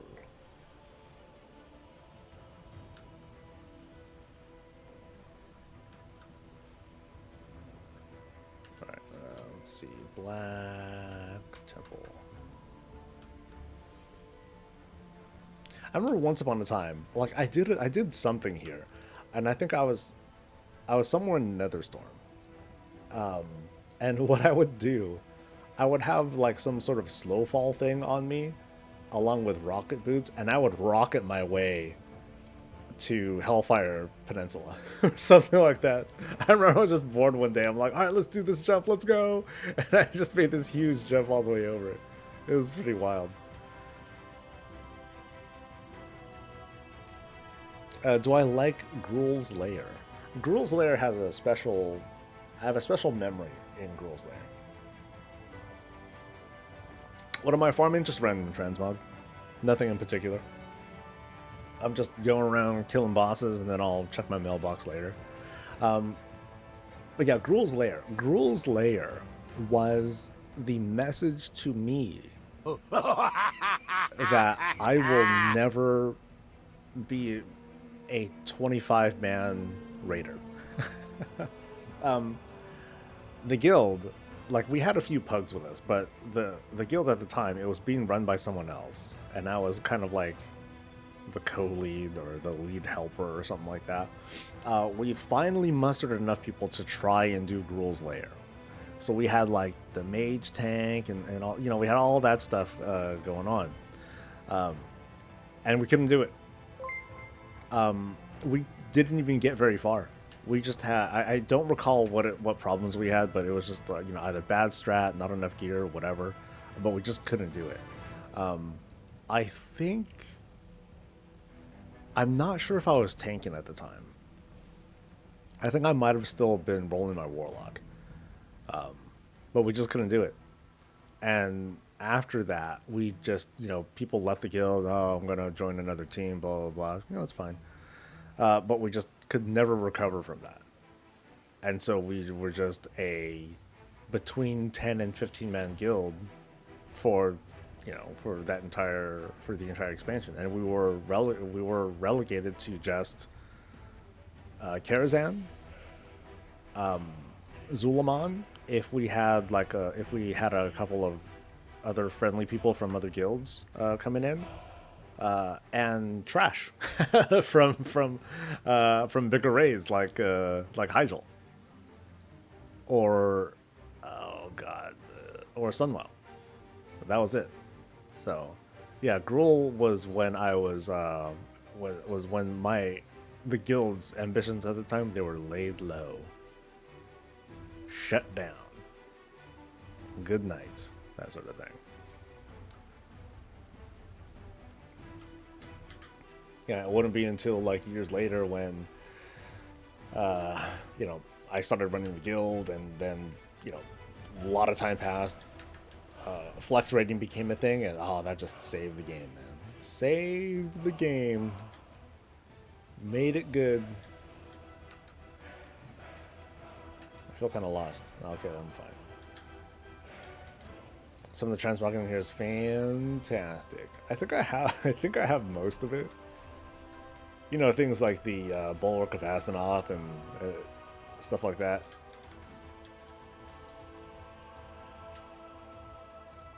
But there's just a lot of stuff, a lot of bosses. So,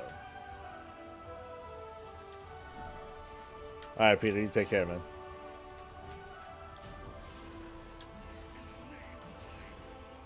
Actually, let me see if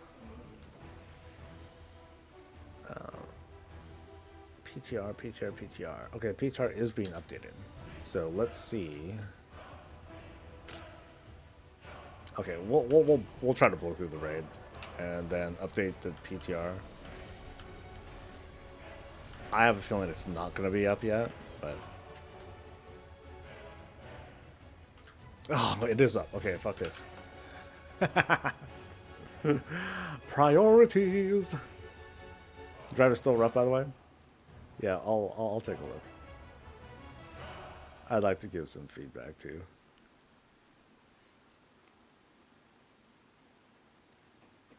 Yeah, because when it comes to open world games like GTA, I'm a terrible driver. Shit driving, man. So I always go slow.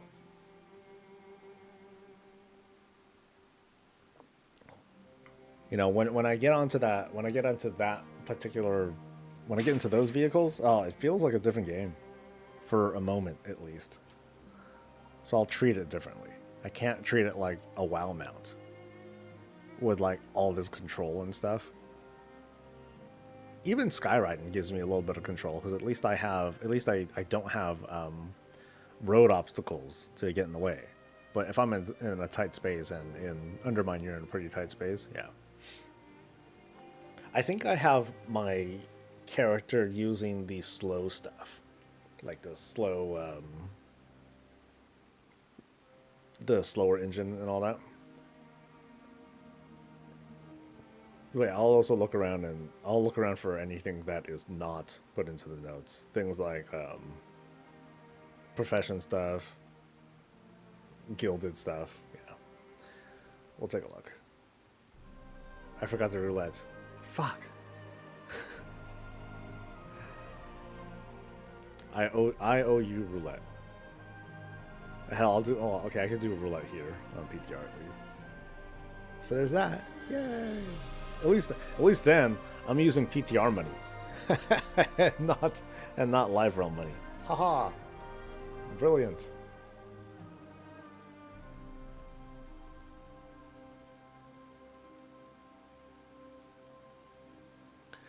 I wish the dry mount was like the Vashir mount amount, but zone locked. I thought it is zone locked. Yeah, last I checked, you can only use it in Undermine. That's it.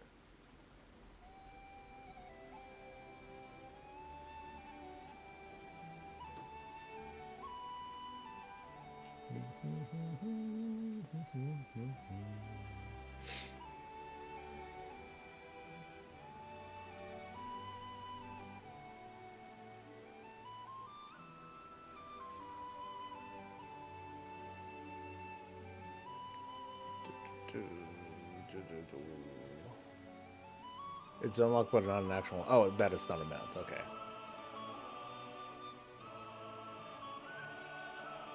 Yeah, because it's not technically a mount.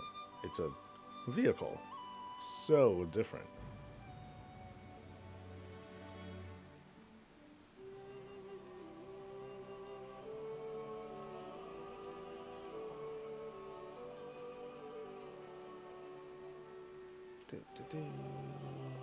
Let's see what's on socials. The stats on the card does not get until you change the parts. Okay. Let's see.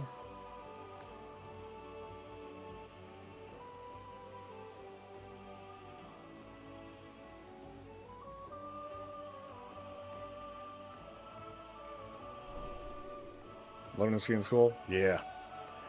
Alright, so this is not my apartment. This is... Actually, I think my apartment is either upstairs. Maybe? Is this it? Yeah, okay. Here's my apartment. Oh, the fish! Didn't realize that the... Yeah, I didn't notice the fish. Anyway.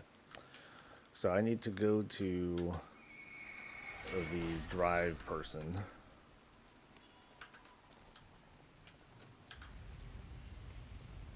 And take a look. Drive thing though is a spell though, not a mount technically. I think it, like I didn't think it showed on mounts. No, I don't think it does.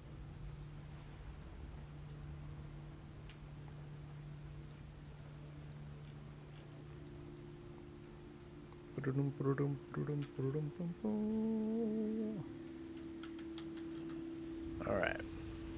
Oh, locked.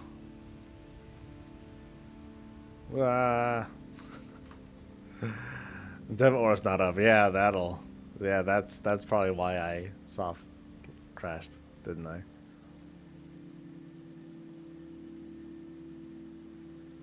Please?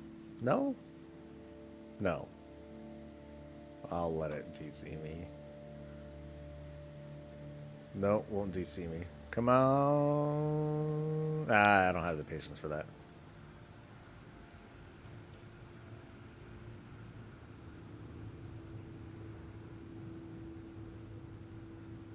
I said that before you cry.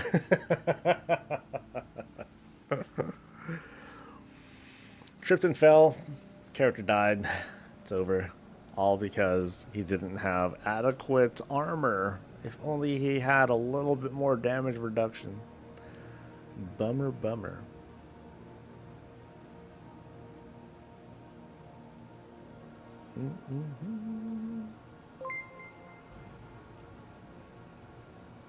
Oh, the new Samsung phone is out.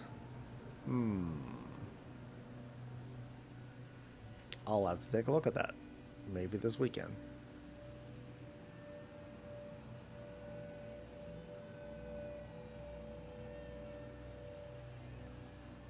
Favorite mount right now?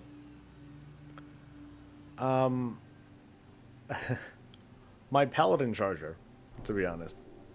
I really like my Paladin Charger.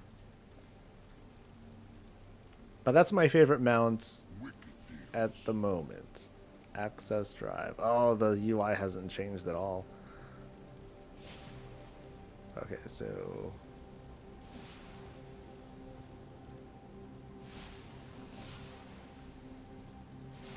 a horn. Okay.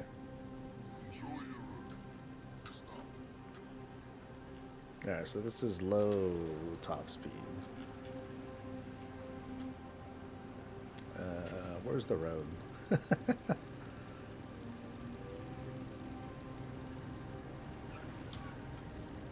Ooh, do I hear sound effects now? Here, hold on. Do I have game sounds on? I'll turn it up just a little bit.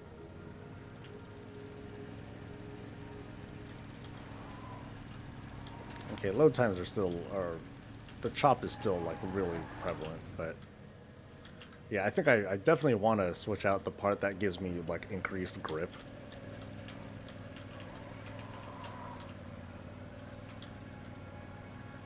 So the car has a horn now? Okay, what's 1? 1 is boost, right? Yeah, 1 is boost and then 5 is jobs.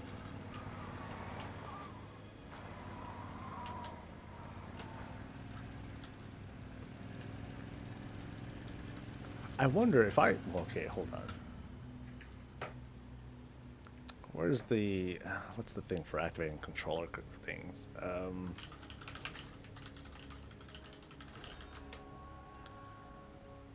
Here we go.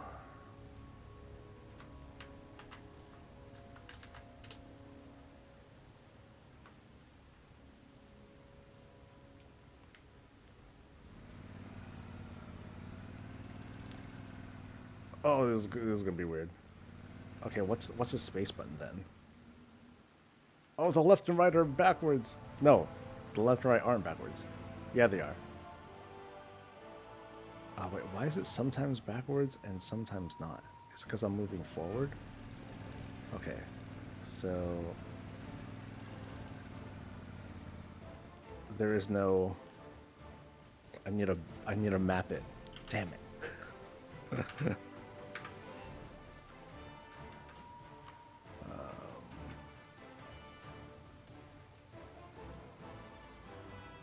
I don't know if this is gonna work. Oh, I like how this is so built in now. Okay, so jump.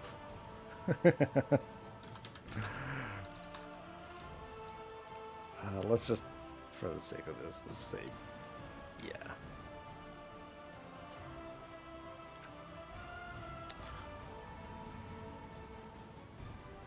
Oh, it's so weird because I'm hitting left, but I have to... Okay, that's the cool thing, is that the analog kind of works. But I need to, like, also tilt my stick forward to make sure that I'm not turning in the other direction. So I need to configure that somehow. Because otherwise, if I hit back, then I'm going in the other direction entirely.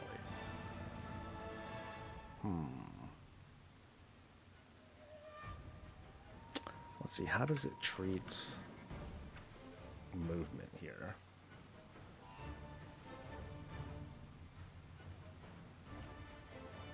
Movement keys, here we go. Yeah, I don't think there's anything that just like says the stick. So I don't think I'll be able to do drive on this very well. But let's try it anyway. Let's see if I can like master it kind of.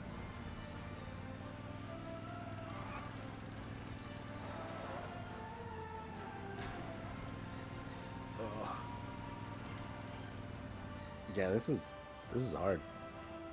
It's hard because I have to constantly tilt my stick up as opposed to down. Because up is also the acceleration.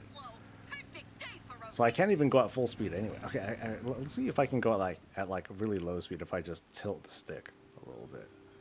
So like... No. Like if I hit tilt up, then I'm going like... I'm fully engaged on the stick.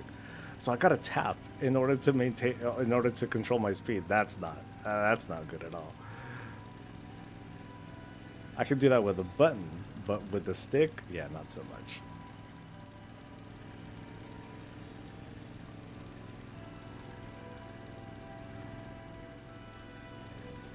Oh, how weird too. Like I can't drift properly. I'm just jumping. Oh, and the jump is a lot lower. I think I remember that being a change too. So you can't easily like just jump over stuff.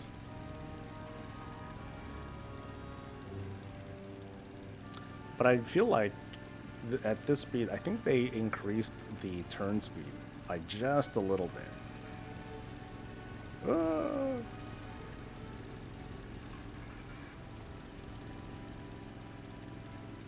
But yeah, I can only do so great on a controller though. So I'll have, I still have like a lot more control here on the keyboard.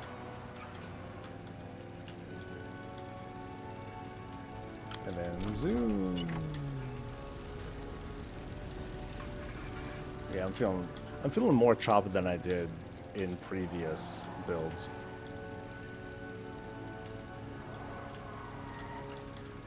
Yeah, as long as I'm not trying to do anything like too weird on the movements, then I'm kind of okay. Anyway, that's enough of that. Boop. I feel the improvements. Mort, I think you were saying that you weren't feeling them because you didn't go to the garage first. So I think with them, it feels a little bit better. Too bad about the controller stuff. I think if someone manages to figure out like how some of those tweaks can work, then that could be a little bit better. Let me turn the sound down a little bit. And let's take a glance at Zedell's. Okay, so that says 0 out of 3. That's fine. Bounty thing, all these things look normal. But I also want to check out the another character. How the streets look with hundreds of players around. I think that phasing will prevent it. Phasing and sharding, it's going to prevent it from getting, too crazy. But still cool.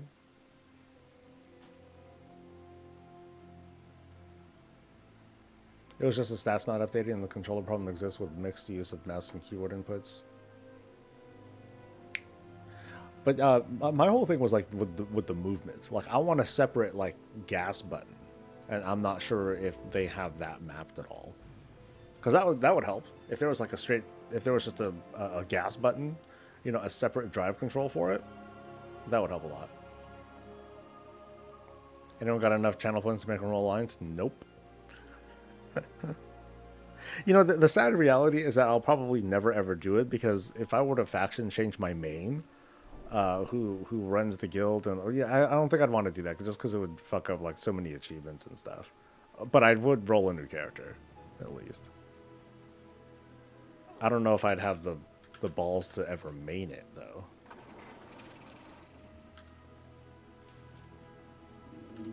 Because I'm a big bitch. Yeah.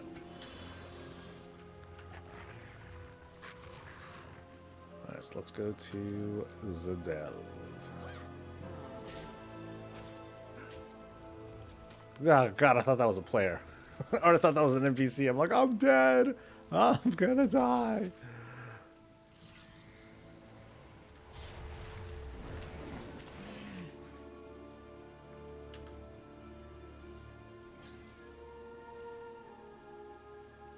Yeah, like a Alliance. You crazy. You crazy. Oh, shipping and handling. Socially expected tip chest. I don't know what that is. That's new. Alright, so this also says 0 out of 3. So no changes there. Expected. Now, we go back. And I want to look at professions.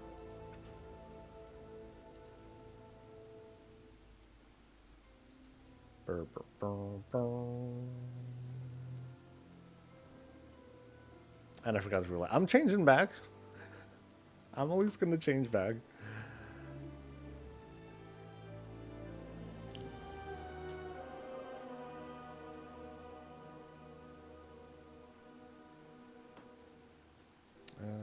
This guy.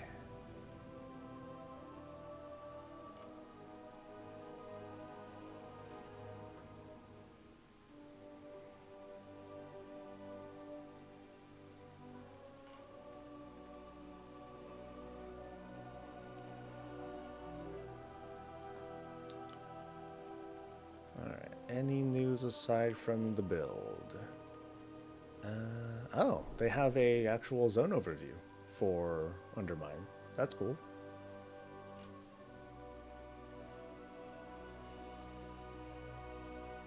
All right. So let's see.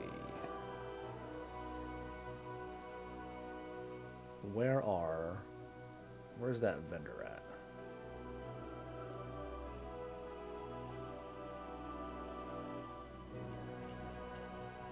Let's see. Blah, blah, blah, blah, blah, blah, blah. Yeah, talents, we love it. Okay,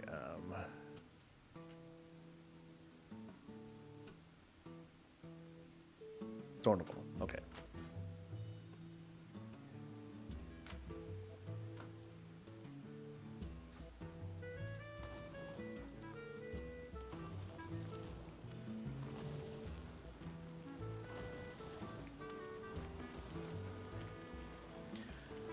So I've been very. Oh god damn it! That's right. This is my. This is my heart. Fuck. Okay. This will work.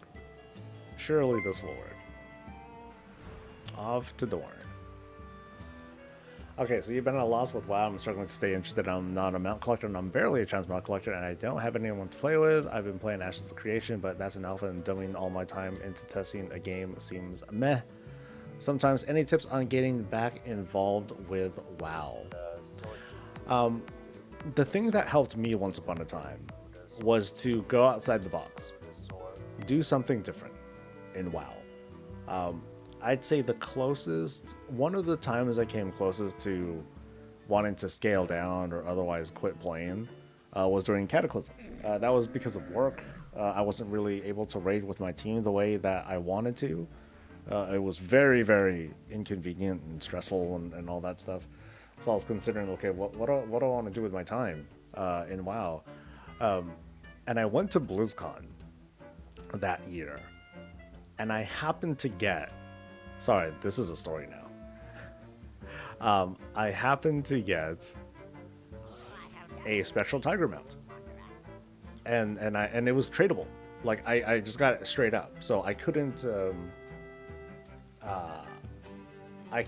just sell it for like real money, because that would be very, very bad. So I sold it for gold instead, and I made like about 150,000 gold at the time, and I used that to be like, okay, I'm gonna buy some stuff, but also I'm gonna play with the auction house for a little bit.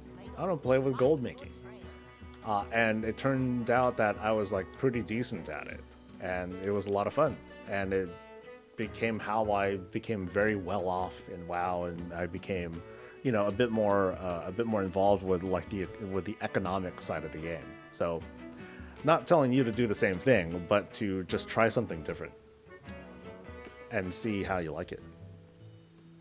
And I am doing a roulette. Here we go.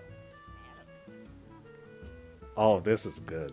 I love this one. I'm walking. I'm running over to Dorn. Dorn is eventually this way. Dude, check this out.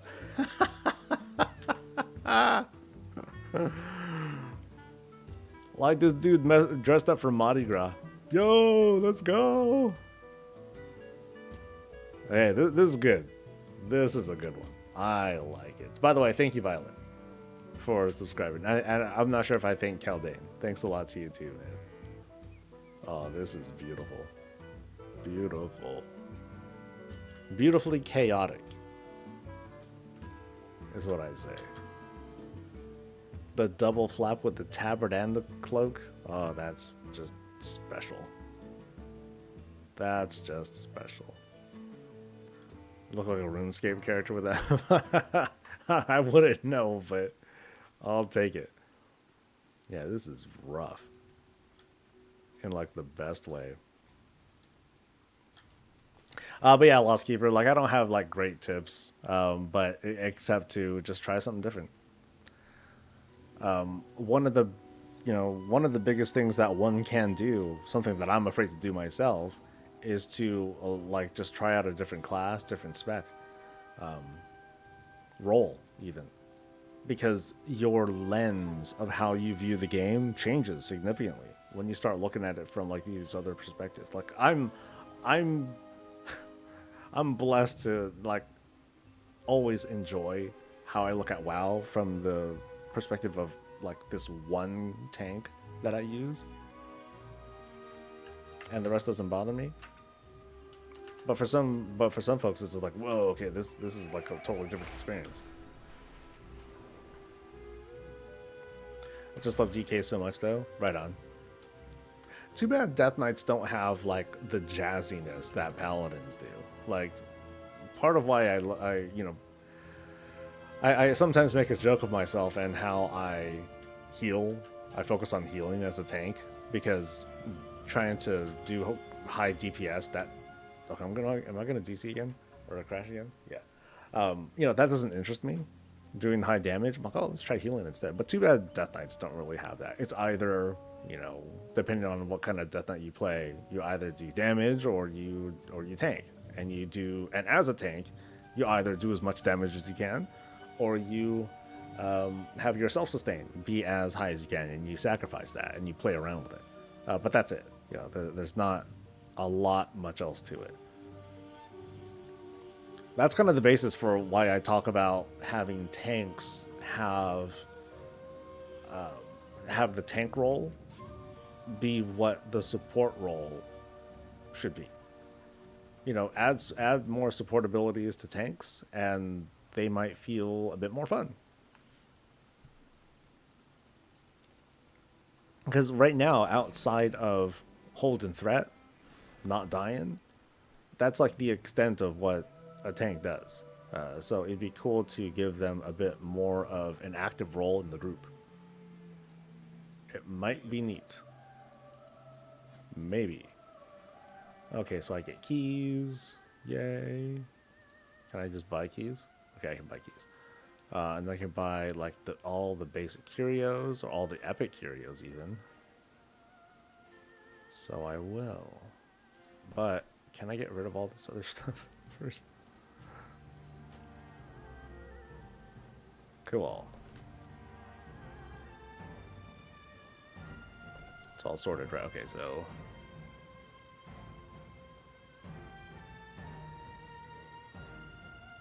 there's a lot of curios. There is a clear favorite of mine, though. The one that spawns in Elite clone. That one feels busted. So let's see how this feels. Check by the crafting order, please. So okay. Honestly, I wish they would add a healing spec to DK or just add a necro. That'd be kind of cool. In the beginning, didn't have tanks that could heal, so they made a paladin. I mean, paladins were a tank at the start. They just weren't a very popular tank. You know, druids and monks, they have some tools to do it. Warriors and death knights definitely do not. But warrior utility is a little bit different. They do some more like traditional kinds of yeah, their support is a bit more traditional, like intervene and that sort of stuff. And I should be careful how fast I fly, because I think if I'm moving fast enough, I will just disconnect myself.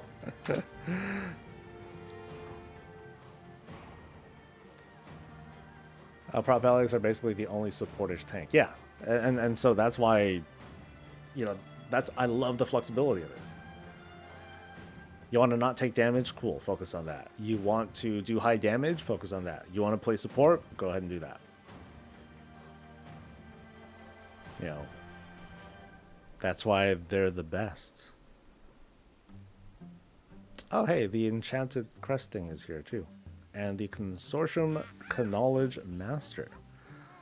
Here we go, boys. I would like to reset a Kaz Algar Specialization. Boop. Which thing would I like to relearn? I would like to reset my engineering specializations. Sorry, I'm taking screenshots of these two. Boop. Do you want to unlearn all specializations for Kazalgar engineering? You will lose all associated recipes and be able to reallocate your knowledge as you see fit.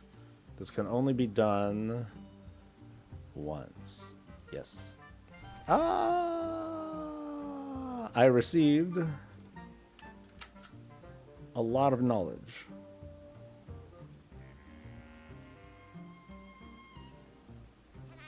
I would like to reset a Kazalgar specialization again. Okay, let me just post that. It's very self-explanatory. But it's in. Yay!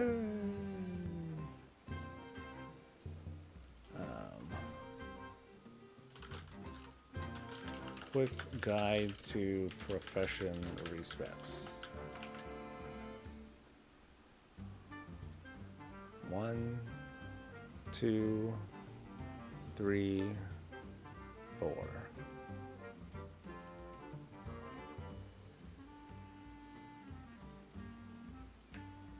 I mean, it is, you know, ta-da! This, what else can you say? All right, so I'll put this on both Bluesky and the Twitters. I'm pretty close to just stop using Twitter. There's so many websites and these days that are scaling back ever since that whole Elon Musk thing that might as well, or you know, getting pretty close to just fuck it. And there we go. Ooh, sorry about that. Alright, we're saving this thing too. There goes all my shit. Okay, so now we look. So now I have... Yeah, so I have no points in anything. Okay, but let's look at the more important shit. Any new recipes?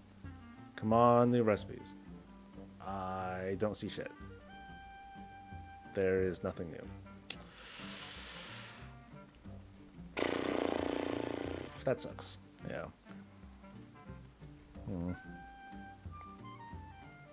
Now, what would I do with my respec? I guess the... what would the right play be? Okay, well, I can unlock everything, so whatever.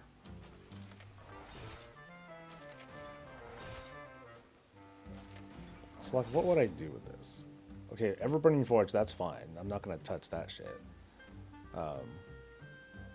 I still feel like... Because what I invested into was tools, which I still do every now and then. And then I went full armor smithing.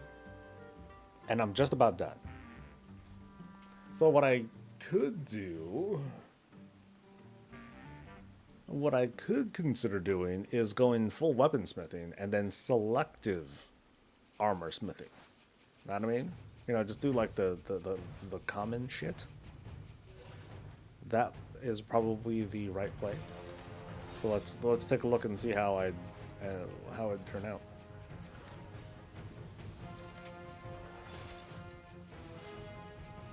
Can I shift click? Nope. Because you don't normally do this. So no shift click options. Figure out if first crap bonuses get weird and then just grab the rest of the recipe nodes for points. Figure... well, I don't think it would get weird. And even then, it's only like a handful of points that I get from it. Did they finally release Respecs for crafting? Oh, it's not out yet, but it's testable on the PTR now. It's very self-explanatory. And it's a one-time thing. One time, that's it. But I'm kind of demonstrating like what I know that I'm gonna do as a goblin person. You know, I'm going to just kind of like re-optimize for the current trend, and like that's it. I'm still kind of like, I'm still pretty bent that there isn't a... We still haven't seen new recipes, and there might not be any new recipes. But I'm gonna like poke around a little bit.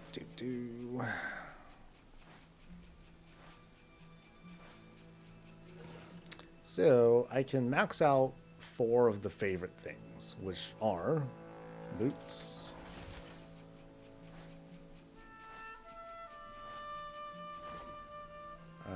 bracers. Actually, there's some of these that I don't even have to invest into.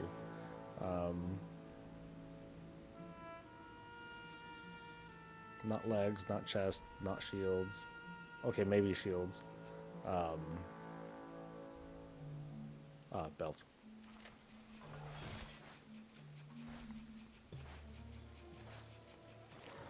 And then I guess shields.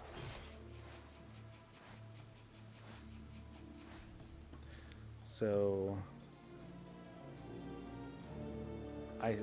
what I did was fully spec out of tools. I guess I don't see tools enough to worry about it. So maybe it would be okay for me to spec away from it. I think I would just need to make sure that I make tools for my other blacksmith, make sure that he's like solid, and then that would be it. I know on my other blacksmith I would definitely not spec for ever burning forge again, but I don't know, I might hold on to it just to see like how it works out. But yeah, I would do something like this. I'm like, hey, ta-da, now I learned all these things. Yeah, go me. And I would at least have the like I could at least get the recipes for these.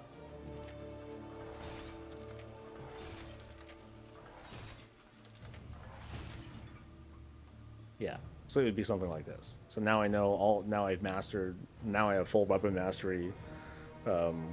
Gutted my tool making, and yeah, so that's it. All right. Let me look at crafting orders though in a bit. So all the crests are here now. Thank goodness they're in a. Wait, hold on. 90.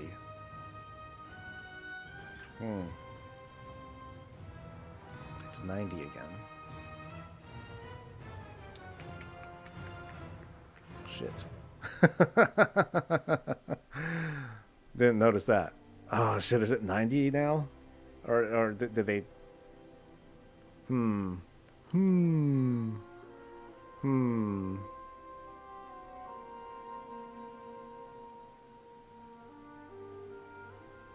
I mean, this makes sense, but I'm butthurt over it. Damn.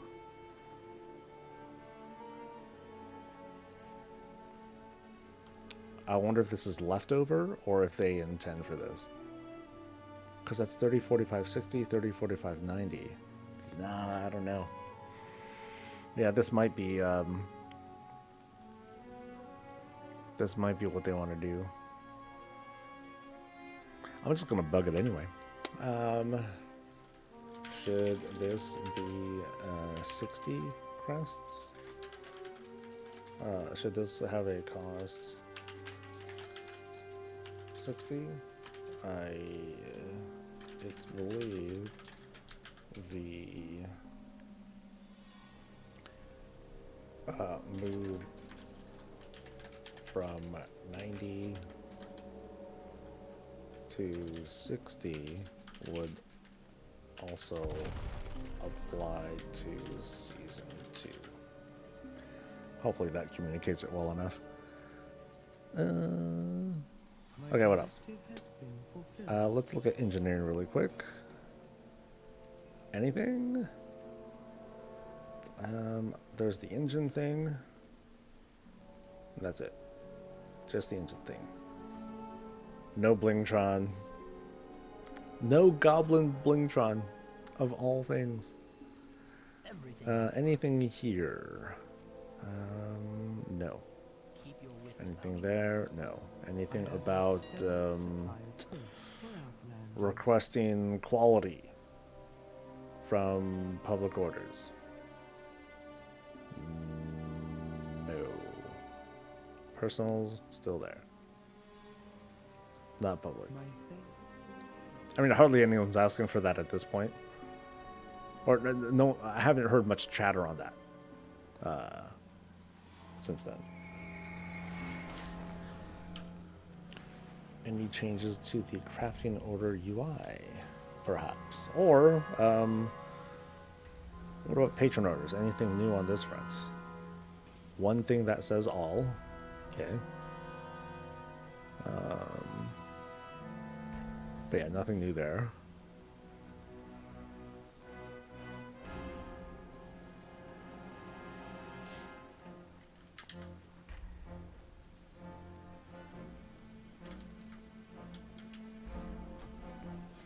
Anything here? Ooh, two things that have all. Wow. I don't think there's any new patrons either. No one asking for, you know, no new NPCs asking for different sorts of stuff. So yeah, nothing there.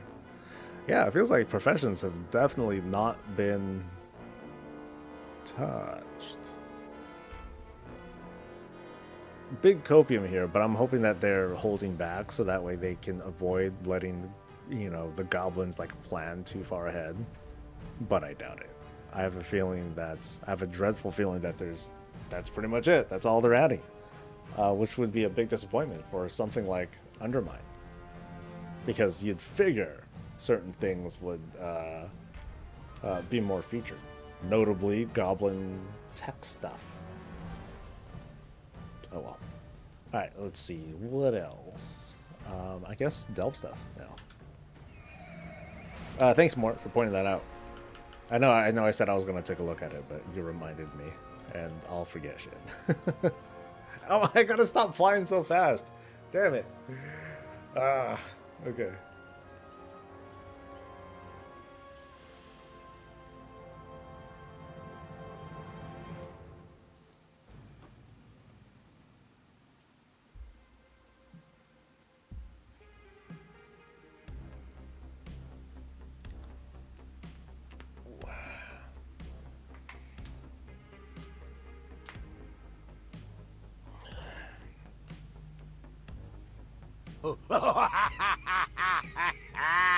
And we're doing a roulette. You got it. But dude, my current one looks so good. It's fantastic, dude. All right, let's see what we get though. Okay, not nearly as wild, but those boots are so loud. Yeah, they're screaming. You can see these boots from space.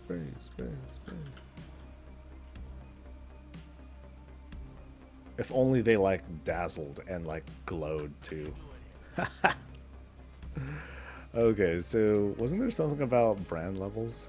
I think there might be a selection here. Talking about the capital, give me companion levels. Brann is now level 54. More. Oh shit, he's now level 16. Wait, hold on. wait. Uh-oh.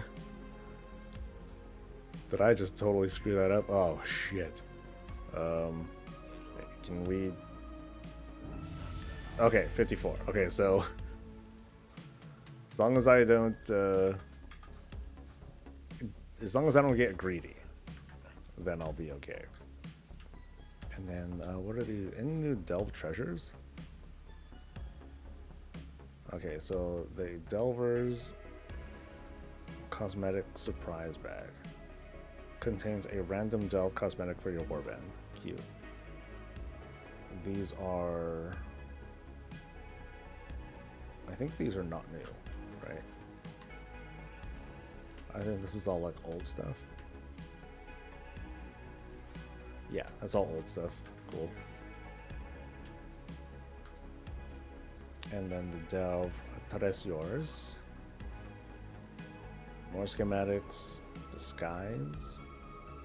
Equip a Delver's Disguise, greatly reducing the range enemies will detect you. Interesting. Pets. Toys. Old ensembles. And these are Season 2 gear. So does this look any different? Looks like no. But you can buy veteran gear with under coins. Cute.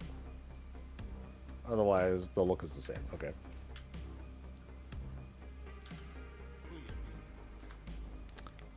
Let's do a delve. Let's do...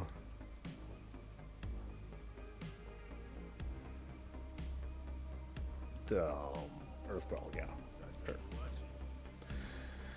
Is the retail version still causing looting issues where it forces people to log out and then they can't log in as a character with that name is already logged in? I'm not sure. I haven't heard anything about it since Tuesday. But I think... I'm not sure if it's related, Legendary, but there were a lot of other problems that were happening around the same time, too. A lot of other websites were having, like, big web hosting issues and all that. Again, I don't know if it's related, but there are all sorts of weird problems going on with the internet at the time. Alright, we're gonna crank this bitch up to 11 and see what we get.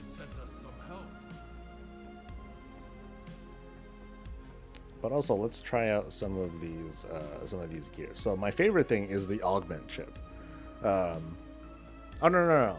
Well, okay, this is one that's kind of cool. His maximum health and his damage is increased by a shitload, but like regularly an ad will spawn that if it touches Brann, then he gets stunned, and that fucks him up. I don't know if some of these others work though. So I remember the bouncing grenade. I think that was busted. Yeah, so let's try it and see if that works. And then the bioprinter is like one of my favorite things. So damaging a creature below 40% will create the copy. The device may malfunction, creating imperfect copies of your companion. Let's try that. So now I get two little pet kind of creatures, as long as I'm fighting elites. So let's see how this works out. Not a new delve, or not a new delve story, but yeah, we'll take a look.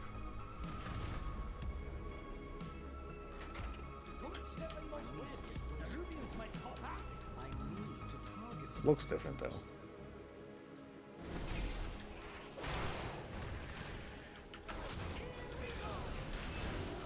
Oh, what's my level? 678. There's my item level.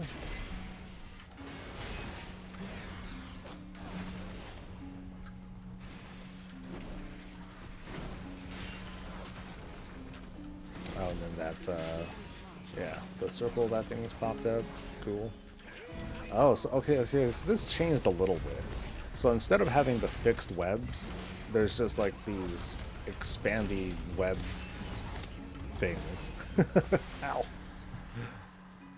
Okay, so there's the grenade at work. It doesn't look like it's doing weird shit this time, though.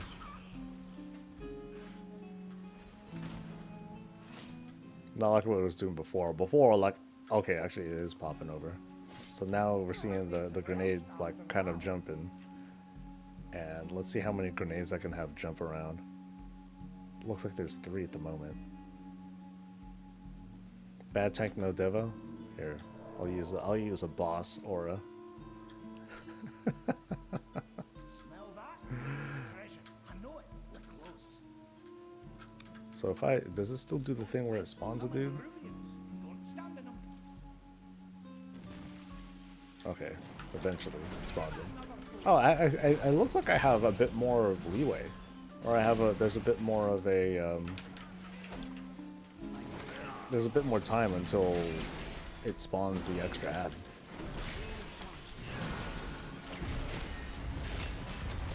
So anyway, right now I'm using the recommended level.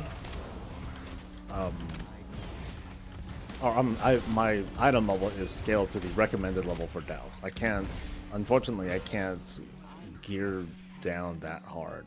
Maybe I can actually. Can I just take off gear? I can. Okay. So that says, how would this work really? Now it says 666.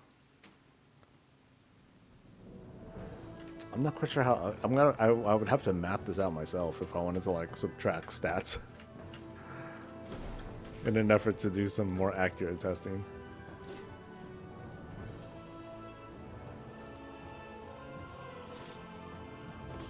That happened twice on Tuesday, but I think they might have fixed it with yesterday's patch. Yeah, it could have been that too.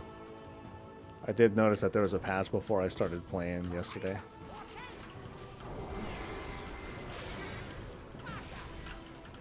Okay, give me some elites, dude. I want some elites so I can have like those free buddies pop out. Now the thing is, I have to fight elites in order to really take advantage of this curie. But also, I want. Okay, all right, Threadmancer, you better stop. I want to see you. Oh no, I hit the. Okay, I accidentally hit the dude. I wanted to see if the Threadmancer would just like nuke me with their ability.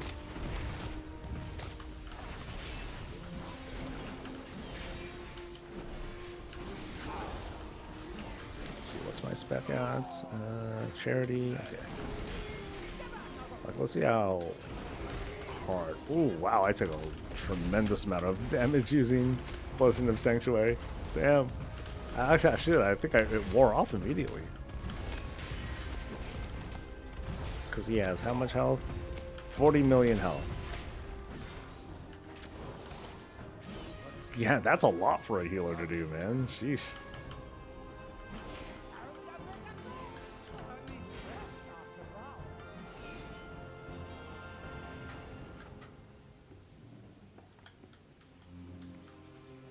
So, I don't really need to jump anymore.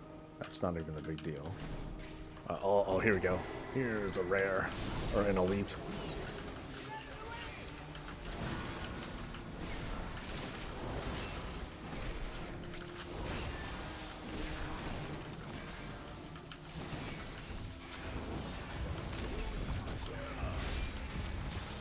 Oh, is he gonna go down? Nope, still alive. Still alive.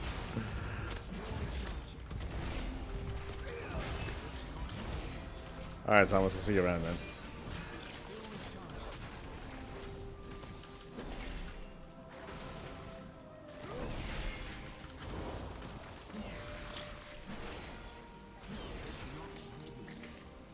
Okay, so here's one elite that I have now. Yay. Brann can throw out a silencing potion when your Nova heals you and silences nearby enemies for 3 segundos. Alright.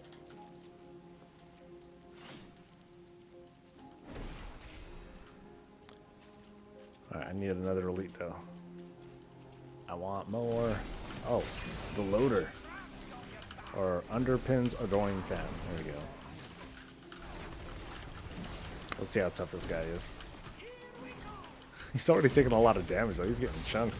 Damn, okay, those bombs. Those grenades do so much damage. 800 to 1.6 million. Sheesh.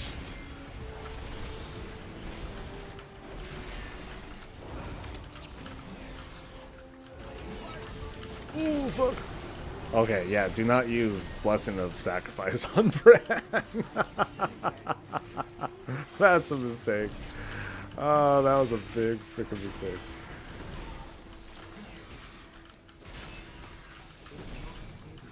Oh, I only got, I thought I was gonna have the little elite dude pop up. I still only have the crab-looking guy. At least that's all I see. Oh, no. Oh, I wonder if it's because he... Is it because he died, maybe? I don't know.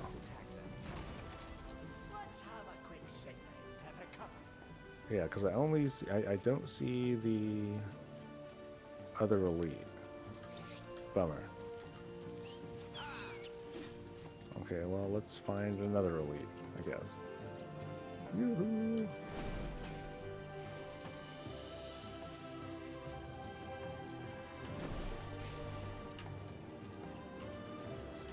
Yeah, don't really see anyone.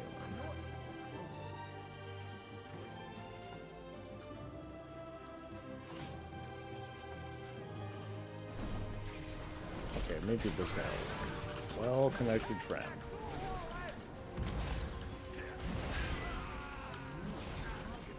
Okay, I think I got him.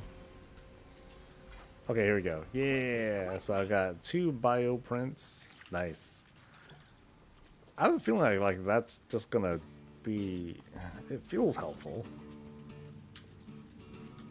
But let's see like how the damage really is. So I gotta look for the orange damage. So 433 crits, 200k per melee hit. That's not bad. Yeah. But they only do melee. They don't do any, yeah, they don't do any special attacks. And, you know, there's no point using like a ranged, you know, I don't think there's any ranged elites really. But yeah, these dudes produce some big freaking numbers. Okay, so I can't change anything yet. Oh, I can't even look at the stuff? Okay, I gotta either retreat or finish, get to a spot.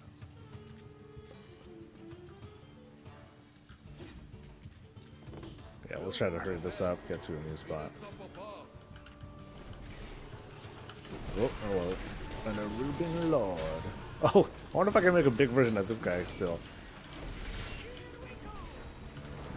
Because that was one of the funny things. Like, I had like this, I had like one of these huge dudes following me around.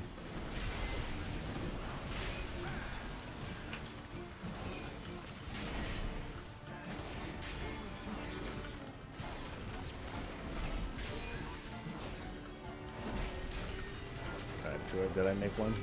No.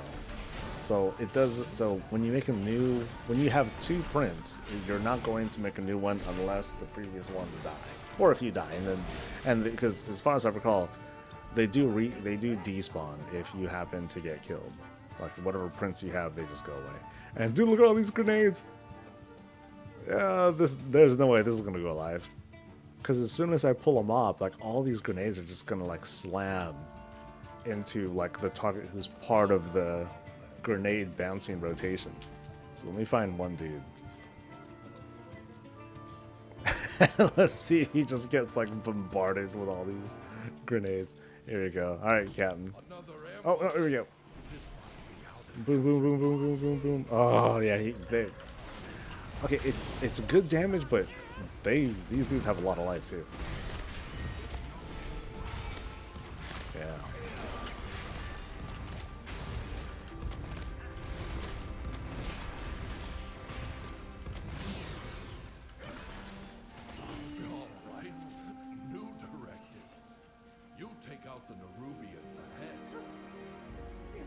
Yeah, so many grenades.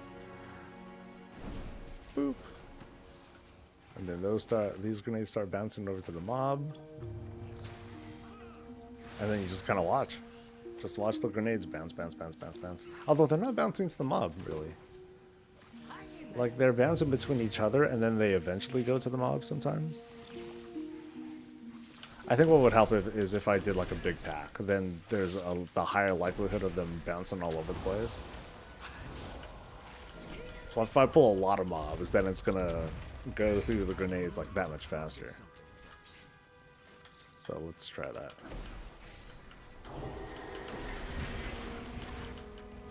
Oh, like these guys. There we go.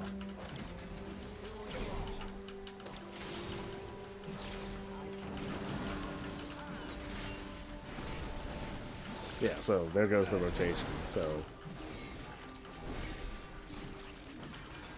wow, those guys got stomped. Holy hell. Because, dude, look at the grenade damage. Jesus. 55 million compared to, like, everything else that's being done. This thing's busted. Yeah.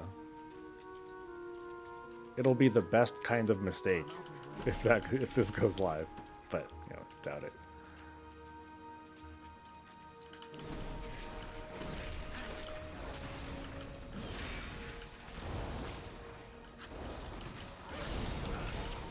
So let's try something else aside from the grenade. Because grenades, like, just way strong.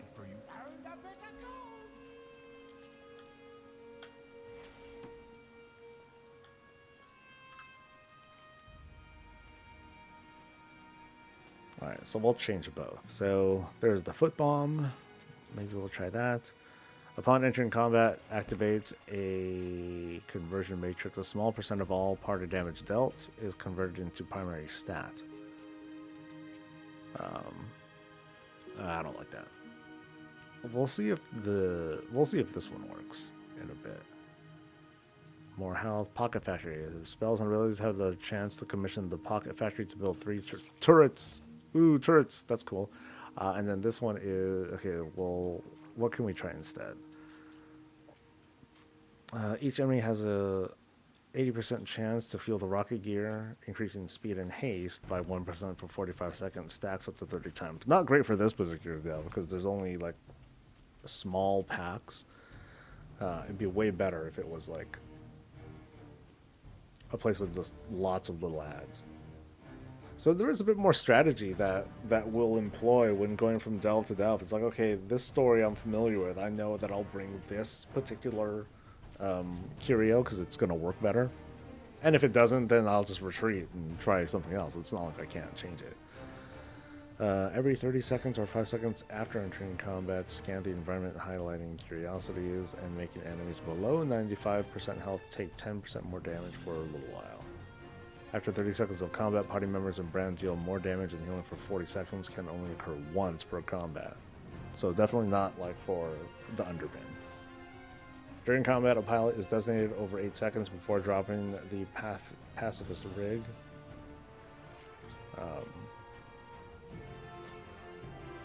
A pilot is designated before dropping the rig. Oh, that's the thing I could jump in. Let's try it. Haha. So,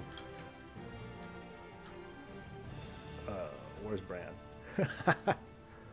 I totally expected to lose my minions. Okay, there he is. Yay.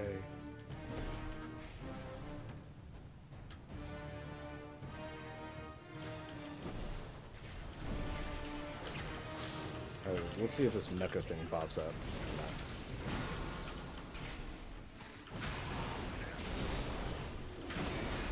Oh, something here. Something's gonna drop on me. Oh, and then I just turned into the mech. Ah, get fucked. And then I just flamed the fuck out of the dudes. Oh, what's that? Like I do a jump attack kind of thing? Okay, that's cool. So there's like a pretty extended period of time where I have a targeting reticle. Okay, what's the... Is there an internal cooldown on this thing? Oop. Okay, let me get out of combat first. Yes. Okay, that's not the reticle I was hoping for.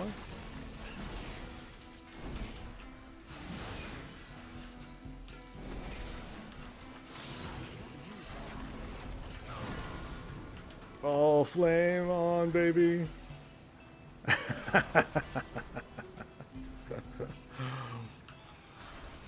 So I can't do any other attacks while doing this. And then there's a jump that does something too. The single, oh shoot, I didn't see that. I think it's a single use leap is what I saw it say.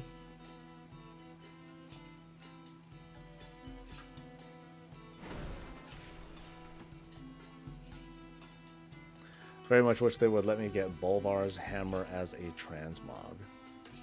I don't remember Bolvar's hammer. Wasn't that just... I thought that was just the gladiator weapon. Alright, let's go.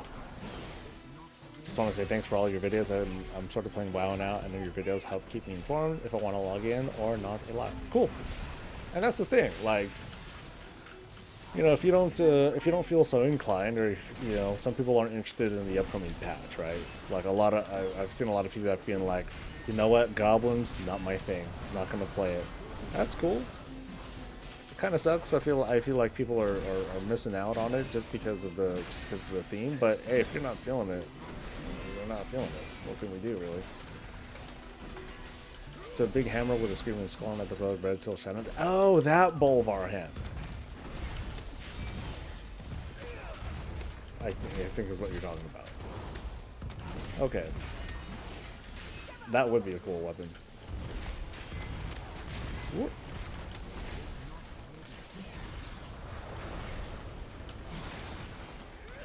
Alright, come on. Right now, I'm doing the damage.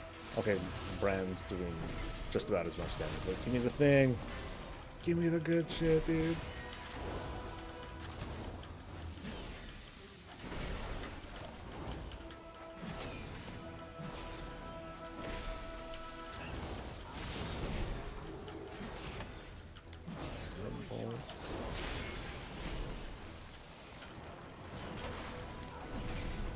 Yeah, come on, dude. I've gotten no proc so far.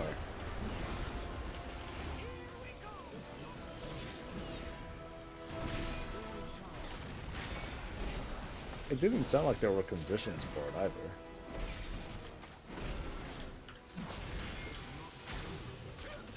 either. Oh, there it is. There it is. Yeah.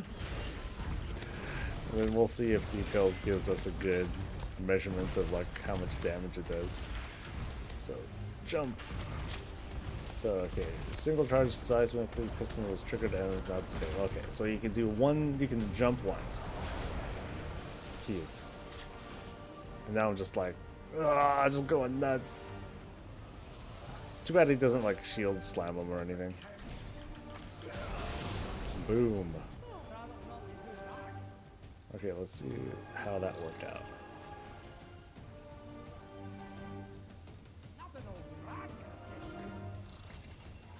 So, dude, the one thing of the rig ended up doing 40% of the damage. Just one proc of that. Oh hell. So that's pretty baller. And then what was the other cure that I was using? Pocket.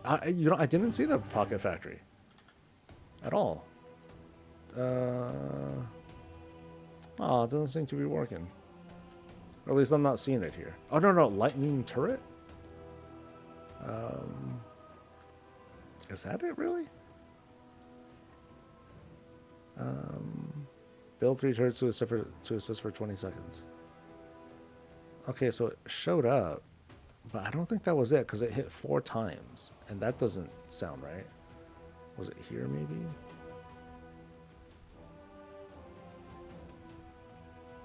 Nope.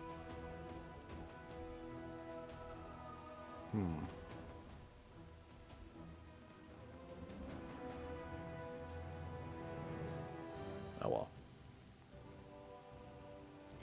So 11s don't feel that hard. At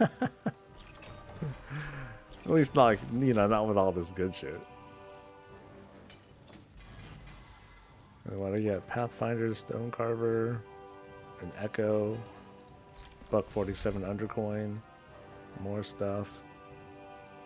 And oh, huh. That's interesting, guys. I got 7 gilded crests from that. 7. That's curious. Did it go up from 6 to 7? Only one way to find out. That is to do more bountifuls, that is.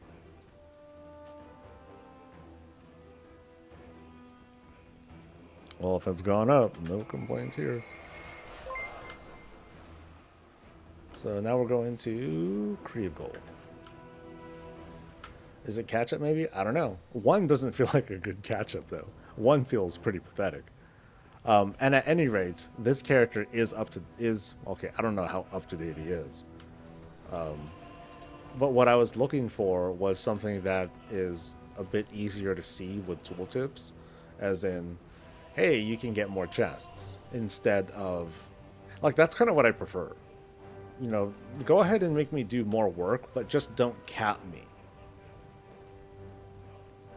Instead of, hey, if I do the same number of delves, I just get more crests from that. I mean, clearly it's not being communicated to me, so I don't know. That's why I just gotta test it out and see what happens. And am I moving too fast again? Jesus, man. I'll have to do my flying quest for the ring, and I'll be back once Dells are updated. That is my jam. Looking forward to the patch. Right on, dude. Yeah, so far I'm feeling it. I'm feeling pretty good with what they're presenting. Like, these curios feel pretty neat. I know that I cheated and I gave myself like high level curios, but I think like the regular ones will be fine too. I feel like my favorite one is the imprint one, because that one, well, between that and the mecha thing, I guess if you're a regular DPS character, then that won't be ideal, because you'd want to use your cooldowns, your abilities. But let's do a bit of a test. I want to see if this thing even works right. So I'll change it to this, and I just want to see if the Pocket Factory works. Brann spells and abilities have the chance to commission the Pocket Factory to build 3 turrets. And then as for his other abilities,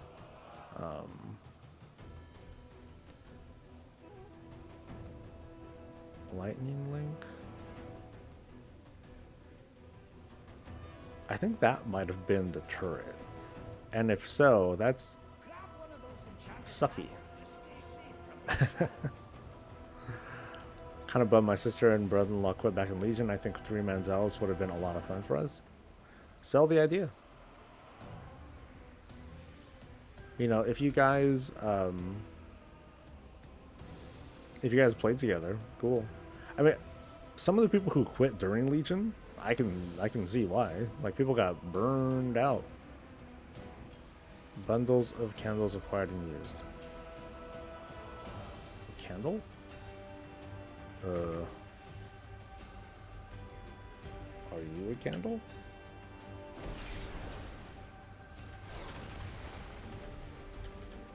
Oh, this. Place enchanted candle. Aha. Alright. That's right. Yeah, that's right. This is the mechanic that does nothing.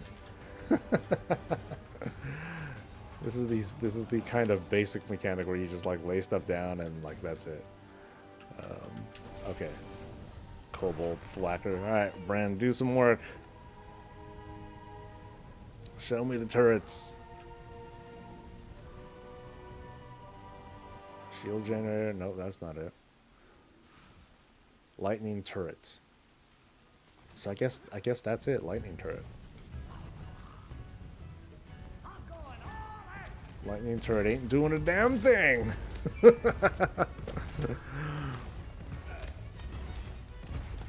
Maybe they gotta be like point blank range or something. But I don't think the lightning turret's working right.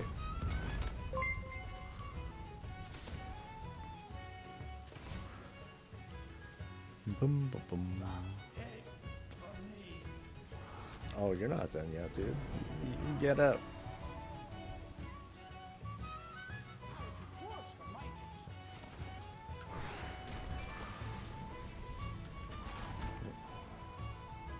Come on. Turret. Turret. Not the right lightning.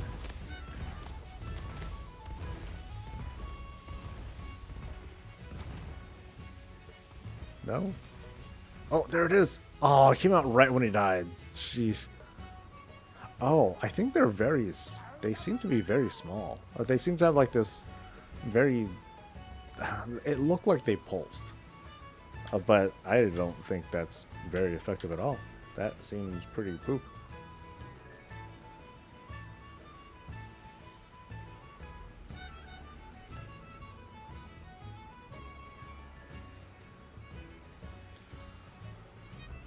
Alright, let's switch this out, because I just don't think this is working right.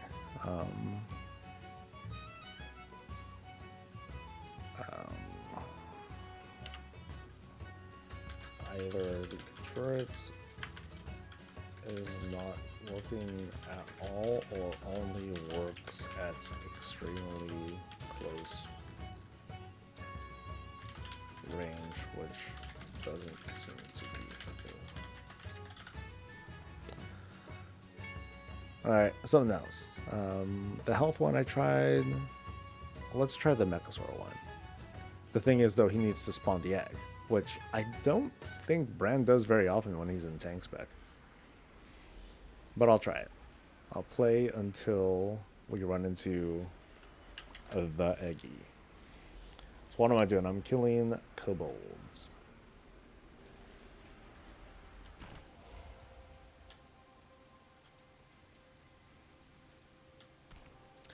Boomer, hey, what's up, dude? Missing the stream with work and watching 1590 reviews. You're not the only one, huh? I mean, I have not. For me, it's pretty much a given that I am gonna pick one up. But at least one of my guildmates was saying that it's not like the big jump that it should be. What have you been seeing, Boomer? Okay, shoot. I forgot which thing I picked up. Mechasaur. There we go. Okay, so wait for the egg, basically. Although I don't think I'm gonna see the egg. He hardly ever spawns the egg. I think my best bet is to let me run.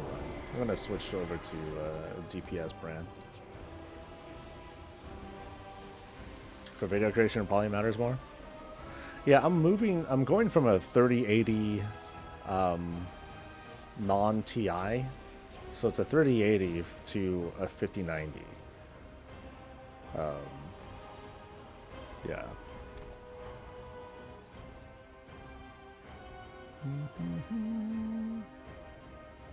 I'm in combat. Yo, give it up. Give it up, Taskfinder. No, Brann. No. No. Fuck. Oh, come on. Come on, let him leash. Let him leash. You son of a bitch. Come on. He's not gonna leash. He's gonna stay. You know what? Fine. You do it yourself. Anyway. 3090 non-TI, similar situation. But 3090, I think it's about double for me. I use a lot of power if I upgrade this year. I think I'm going 5080. I happen to go for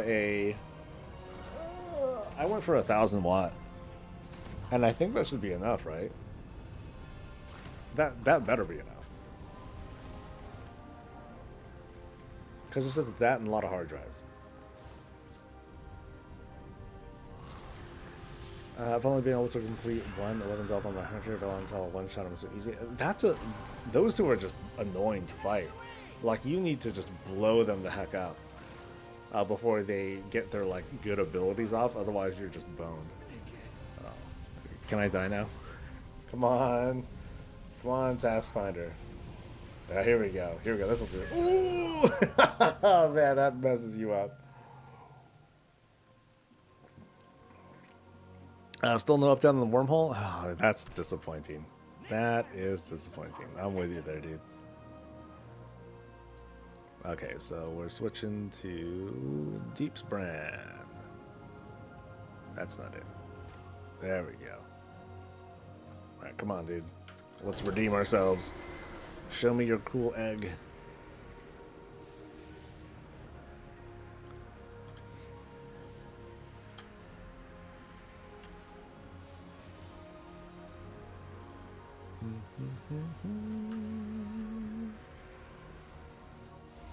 There we go.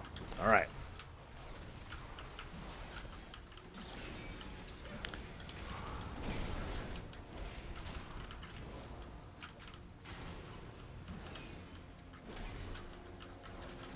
I hope I can see that. Here, I'll lay down another candle.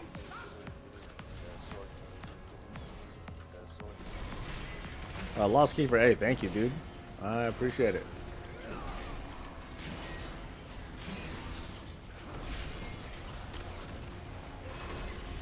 Come on, baby. The FE review embargo looks at today. Oh, okay. What does AIB mean again? I forget. You gotta help me out with that. AIB. All in board. Airline Ice baby. All ice baby. Or add-in board. You mean third party? Which most of them are anyway. Yeah. That's how it translates to me. Is that also accurate to say it's a third party thing?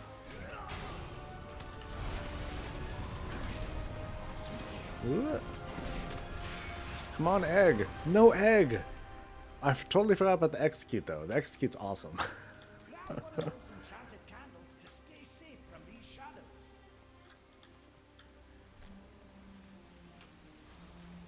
Okay, well that's kind of a bummer. I want egg. Maybe if I pull multiple mobs. Yo. How about now? Come on, Brann. Okay, he activates his volley when this happens. That's cool. But I want egg. Egg, egg, egg, egg, egg.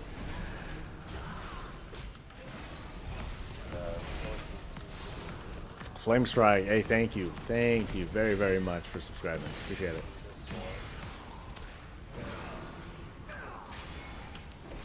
As you can see, I'm pitifully asking for help too when it comes to building a new rig.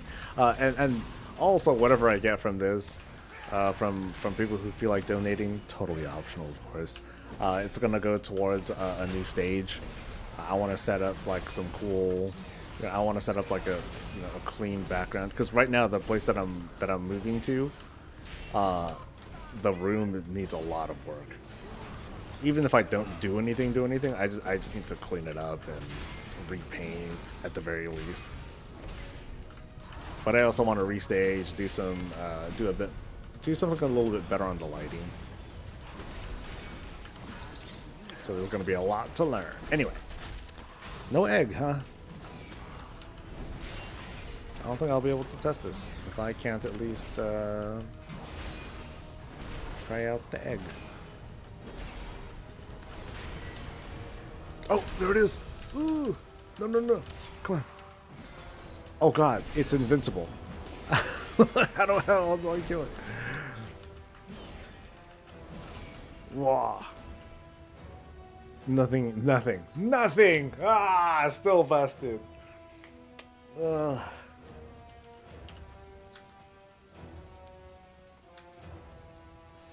I'm not gonna test it with when I'm not spec'd for it. I'm just gonna bug the ability. Cause I think most of the time I don't see the egg. I don't see anything come out of the egg. So let's do his powers, egg.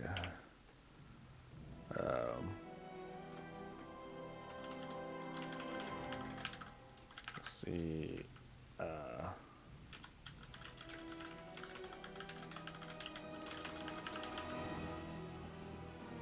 I'm going with hardly. Very scientific. Hardly. Barely. Every now and then. Oh, let's go this way, actually. Old term, yeah, it's third party. Any that's not the FE. Okay, cool.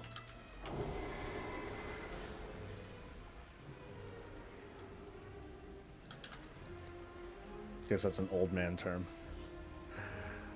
I needed to make a cooking talent tree so we can get more in-depth cooking. I would love that. My favorite cooking was during Mists, which was very grindy, by the way. Cooking, learning all them recipes during mob, it was very grindy, very time-gatey, if you want to call it that. But I liked it. I liked learning like the different kinds of feasts to drop instead of just like the one homogenized feast for this. I mean, they changed things up a little bit for War Within, but I liked the way that they did mobs. Okay, so I checked that. I checked most of these. Pocket Factory don't work. Okay, when any player's health falls below 50%, does damage and heals. 2-minute cooldown, boring. Let's do the foot bomb. and we'll see how much damage that does. And then as for the biofuel, that's okay. That's not really something to test. When Brann uses gathering tools, there's a 100% chance to magnetize discarded flame to party members, granting them 4% of their maximum health as a shield that regenerates out of combat. Interesting. So...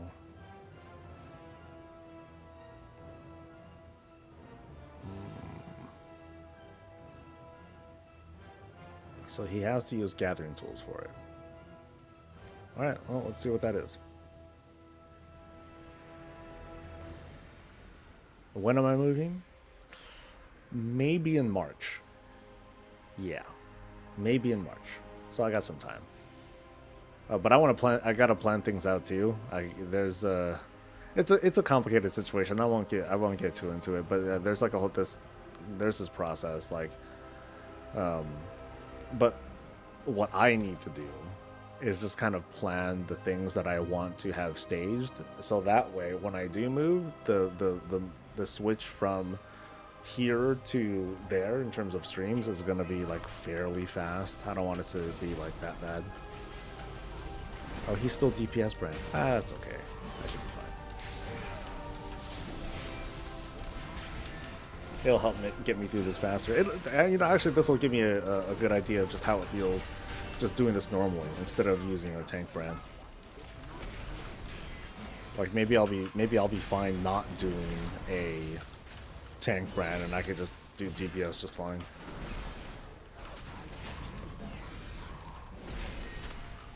It's just cheaper for me to buy a building stacks to put on the auction house this time. I've been really lazy, I admit. Like I've been relying on guildmates to just lay down food. But then also like whatever's being gathered, like I'll give them the food too. I'll give them whatever resources that guild bank happens to accumulate to. So I'm not being that bad. Hey, the dinosaur popped out this time. Ain't that nice? But I've yet to see the actual ability, so I think I should bug that too.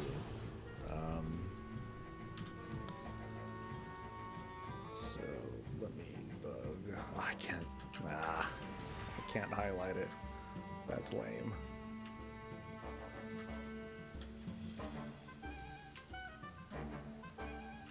You know what I missed? I don't think I missed anything, did I? No. But I want to do the whole gathering tool thing, or gathering thing. So is there anything to gather?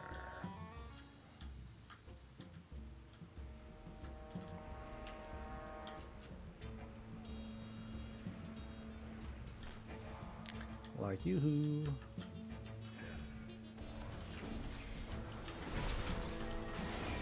Okay, there's a curiosity.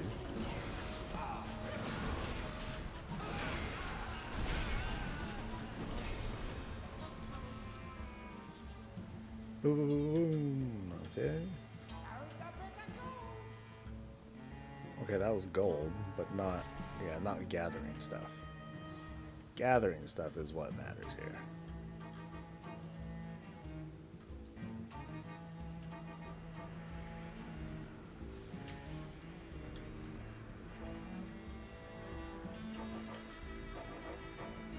Kind of wish this was a normal thing in dungeons and raids where you just can't see shit, or where you can see less stuff.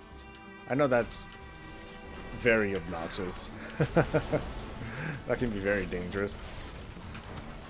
Much like this pole. Oh shit. Alright, Brann. Do some work. Or I'm dead. Oh, here's the football thing. Boom, boom. Ooh, that does a lot of damage. I think. Yeah, here's another football thing. Boom. Okay, that I think did 1,000,000, but I don't know if that was like single target or what.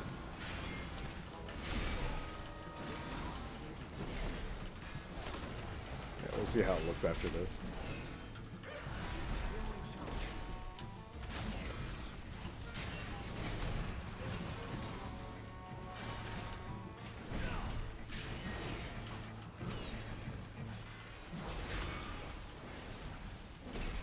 Oh, and now the egg comes out. That thing comes out really late.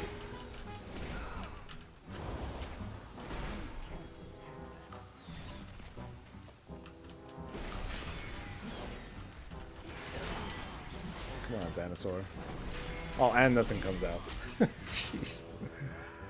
That thing's unreliable. Alright, so how did that do? Yeah, that foot bomb is... Yeah, it's not bad. I think the grenade thing is easier, though. That's just automatic damage. It's like, it's cheap.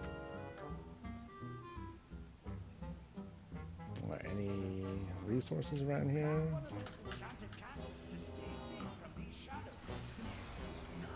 Yeah, I just want to find like a gathering node now. Oh shit. Ooh, this hurts. They hurt really bad.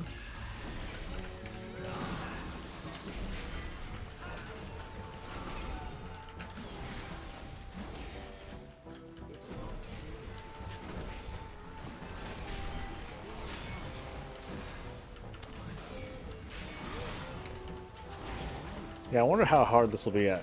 So I'm doing this at 678? 678 item level. What's it going to feel like at 630? Which is what my character's at right now. I think it'll be tough, but doable. I feel.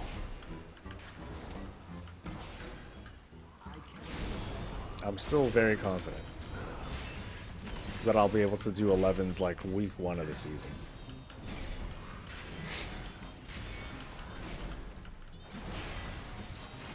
Like, maybe I won't do it day 1, but week 1, for sure.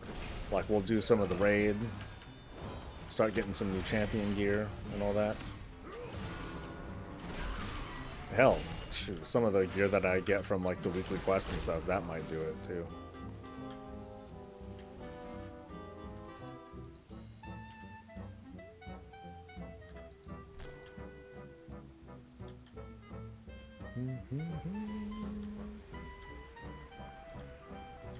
Okay, I've still yet to find any gathering stuff. I could have swore there's some gathering things here in this instance, but I ain't seeing it.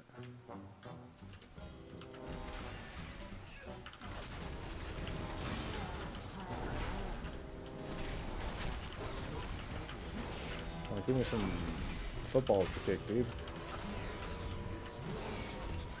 It's been a minute since I've seen them.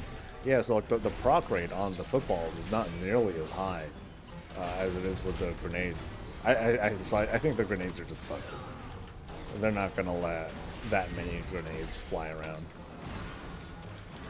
And I think I missed a football.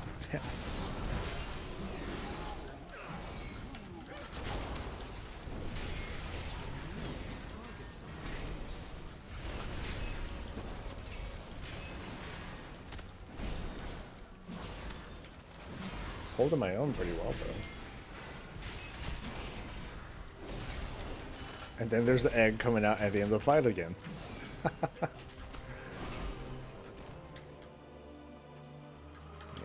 Oh, there's a gathering thing. There we go. The one. Yeah, so that's not very reliable either. If it's going to take more than half of the delve to finally see an opportunity to get this buff, whatever it is, it's kind of lame.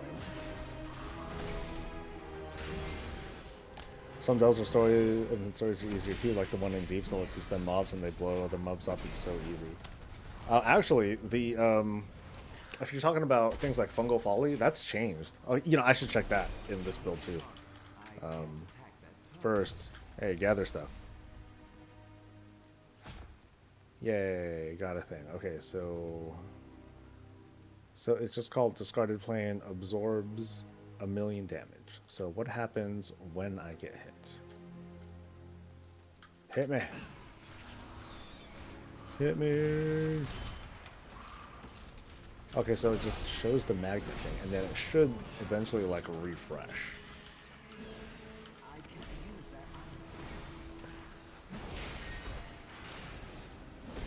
If I can find it. There it is. Wait, 1% of their maximum health? Huh? That's more like 10%. Oh, balls. Oh, wasted. There's one ring in deep, so you can use an item to stun mobs, and then once you DPS them, they swirl There's one in Ringing Deeps. Once you DPS them, they swirl and explode. Oh, that one! Oh, I remember that one. Yeah. Yeah, that's a very specific story. It's a very specific story. You see something similar to that in one of the Nerubian looking ones. Yeah, one of the Nerubian ones where you just like hit a thing and then it slowly starts chaining like across like a whole room or something like that. That's kind of cool. Okay, so this thing, it seems to do about something close to 10% of my health, because that's absorbing 1.16 million. Okay, so well, we know how that works, but we're not going to really see. Yeah, that's kind of lame. Foot bomb is unreliable. Yeah, so far I'm a fan of the grenade. And both, okay, I like the printer. I like the rig. The overdrive one, I guess that'd be kind of cool. But then that's after 30 seconds of combat, so I can't really use it to like open up hard.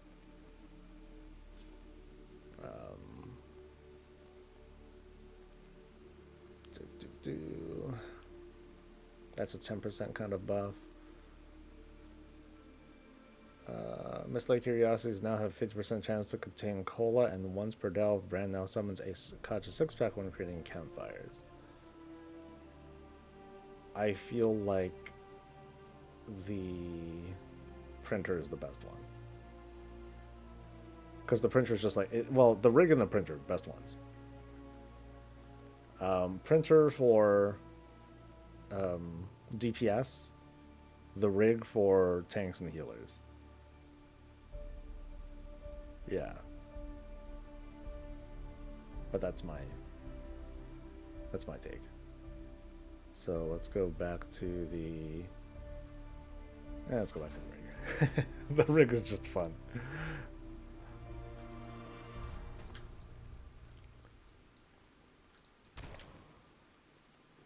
Oh shit, it's already 11:30 something. Okay. We're almost done too. So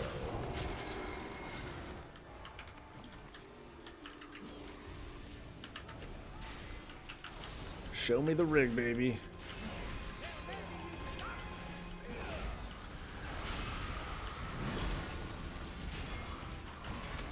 Please?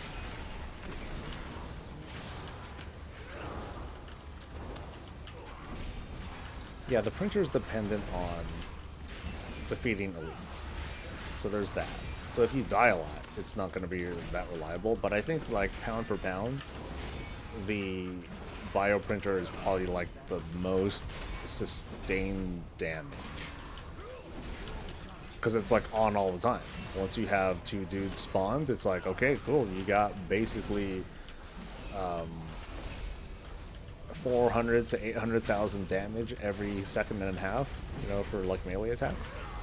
And notice how the rig didn't proc at all? Lame.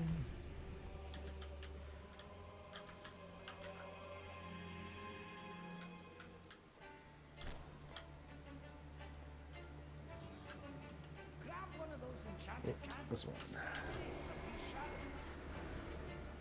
One of your characters wait for specific stories and then spam 8s real fast. Oh shit. I feel like there's like some good flexibility in what you feel like doing. Ugh. Oh god. Oh no! Well, that's a sign that I should leave and go to Fungal Folly and test out the Spore Bits again. Because they're either not working right or they've been like omega nerfed. And it kind of sucks. Crossing my fingers here.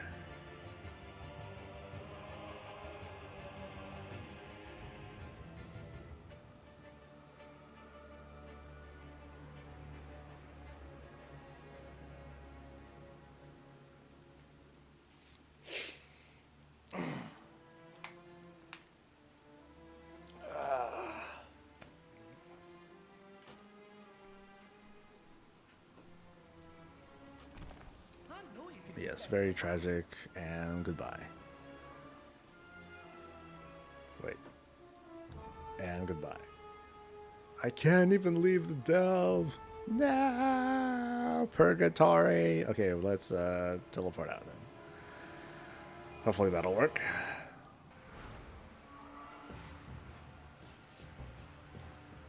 Shit. It's not working. Oh no. Oh shit. Uh-oh. I might be stuck.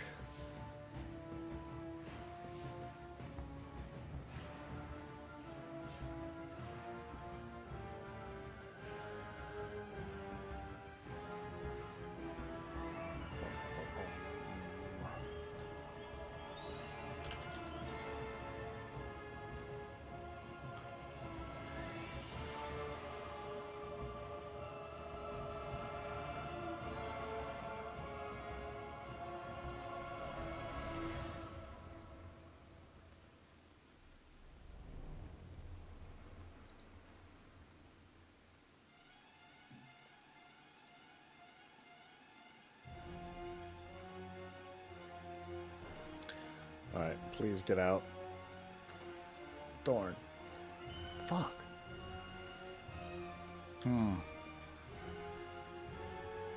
Hearth, I guess?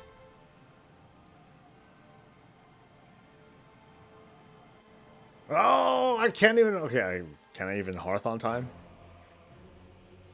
Oh no.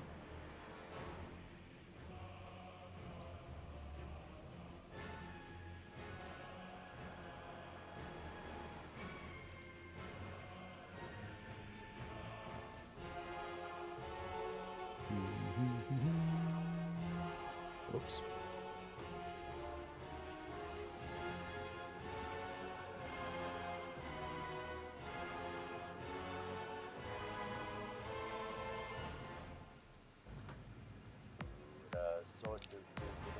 Yeah. Thank you, Vex. Much appreciated.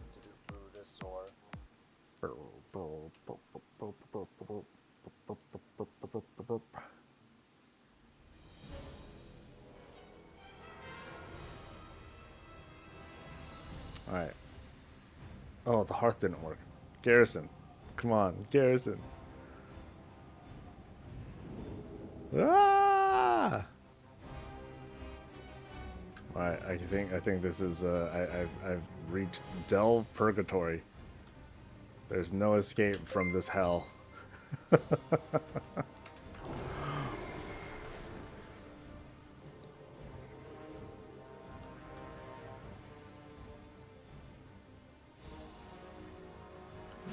How crazy. Abilities work. Damage connections work. But leaving.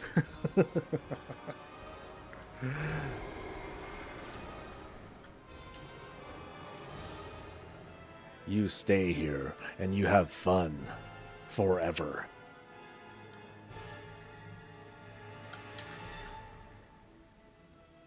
The music is kind of appropriately tragic as well.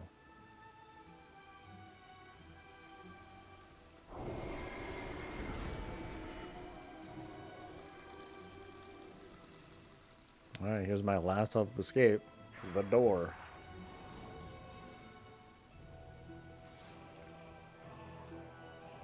Kind of wild because this is because I'm phased in here and I'm not exactly instanced. Although I sort of am. It's just a phase.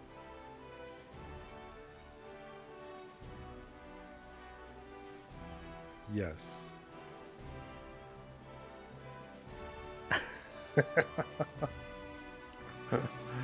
No. Oh god, there's no way in or out.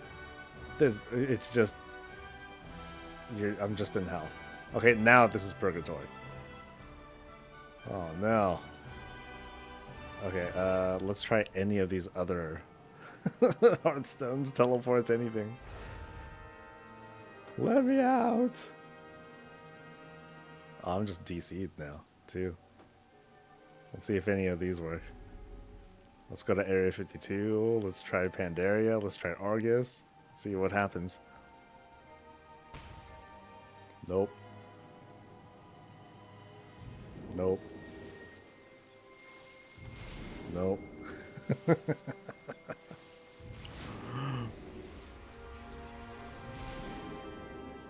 Well, that sucks. Oh, and I even turned into the, I even changed it to a night off. The transporter thing went off.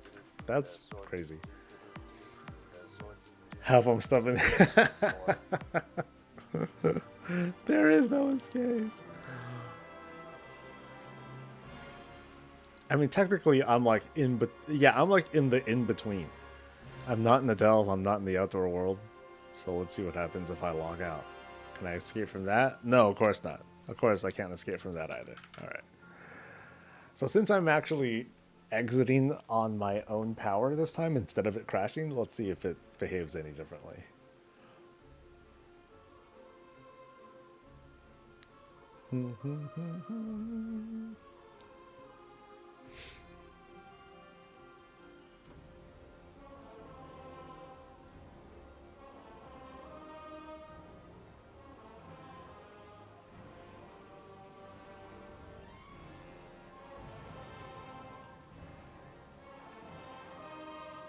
Please work.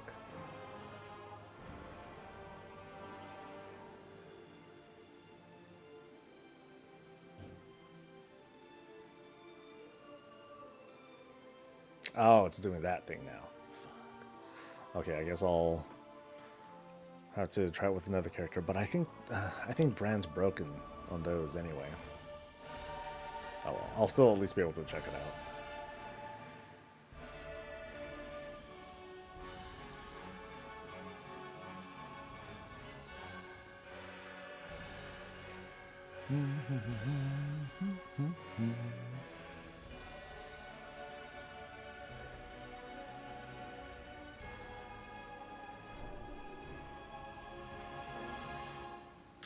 Okay, this guy can leave. Go me. But I don't know if Brann's gonna work right. Because on other characters, I couldn't get Tank Brann to work, but actually I couldn't get any spec of Brann to work. He just did normal attacks and like that was it. But alright, let's see. But I'm not here for Brann. I am here to test how well some of these this spore thing works.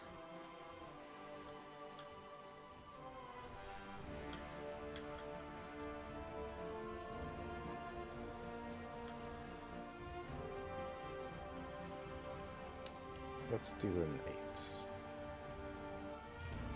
Something safe.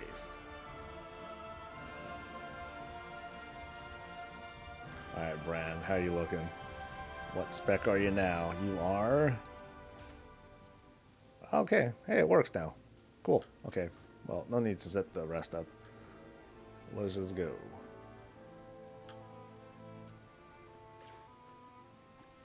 Alright, so the test is, can I kill mobs with the spores? So let's go with this one.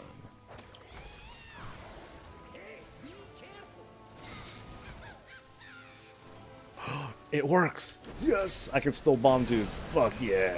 Oh wait, no, no, it didn't work. No. Okay, wait, hold on. So let's try this again. So I'm gonna blow them up. Boom. And then, yeah, it's still, I still don't know if, like, this is intended or not.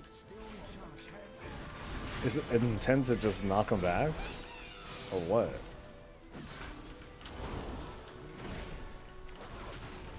Grr.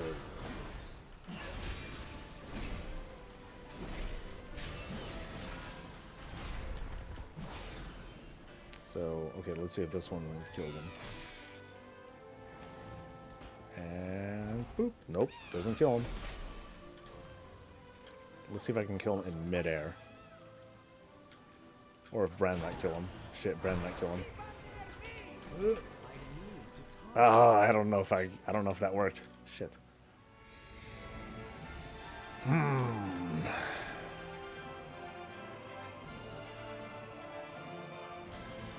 So we have that. Yeah, so the control of these is better. There's no question to that. I can do a much better job of controlling how I blow dudes out, but it sucks I can't like stack multiple bombs anymore. Not the way I used to. I'd have to. It'd be like a timing thing. I'd have to wait until certain spores, like those over there, wait until they actually intersect. Yeah, let me try that. And then pull them in, or and then pull mobs over. So if I just like kind of wait till now, then I get both of these things to blow up kind of at once. But that doesn't seem to help because they don't take damage anyway. Yeah, so I wonder what the intent is going to be after this, or with the patch. Because if it's just for knockback, then unfortunately the spores are mostly obstacles. Like, I would only consider using spores if I wanted to purposefully knock them back or use it as kind of an interrupt, but that wouldn't be reliable either because they're standing still. They're not doing, it's hard to move them into spores. And most of the spores don't even move. They just kind of stay stationary. But I do like the activation. That I don't mind. It's just that, boom, like it doesn't kill him. that's disappointing.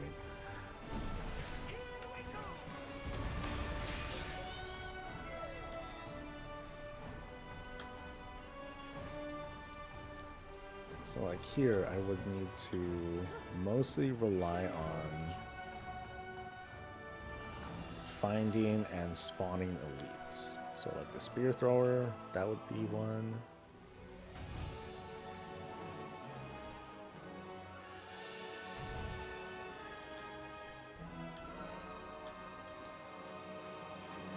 Whoop, I missed. Yeah, so my goal for most delves probably is to target and go for elites, so that way I can spawn a copy. It starts off with one, eventually becomes 2 copies at a higher level. For now, use the grenades because I think I pay. It's better as a passive thing, I think. So using the bouncing grenade, I can't move it right now, and the bioprinter. Optimal passive deeps, I guess. I really hope they give us the gas mask headpiece that's on hobgoblins all over Undermine. That'd be cool. I don't think I haven't gotten a good look at it. But hey, more cosmetics, always good.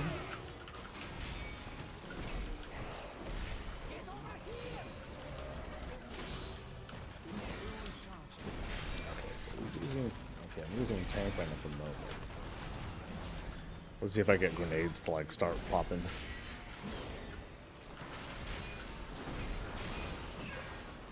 Well, I will at least get the printer thing going. Okay, now he's going.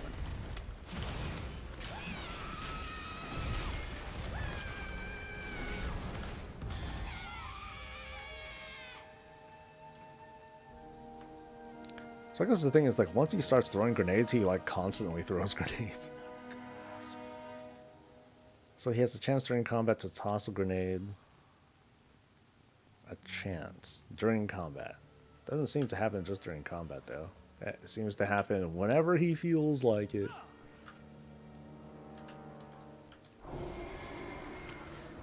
Alright, let's find me another elite. There's one.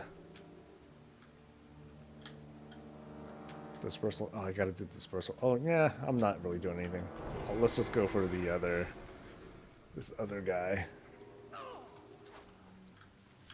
Ooh, let's see if the Adoring Fan works. The last one didn't work. Let's see if this one does.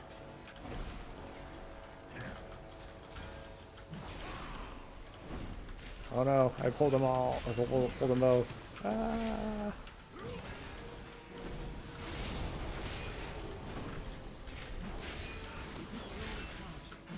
Okay, so I don't think I spawned another one of that dude, but I'll probably spawn another spear tether.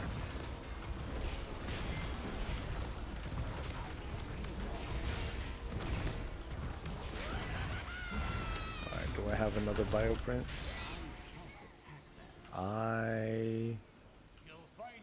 Oh, I did spawn the other. Okay, so I don't get the whole dude on the mech. I just get the pilot. Okay. Well, that makes sense.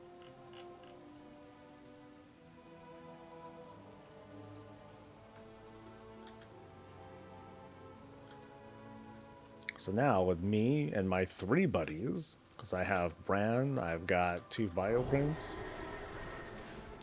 I'm feeling good. So let's take on this guy. Actually, I'll have Brann take on that dude. Go. So now I'm just letting them like do their thing. So their item level will change. Their attack power does change.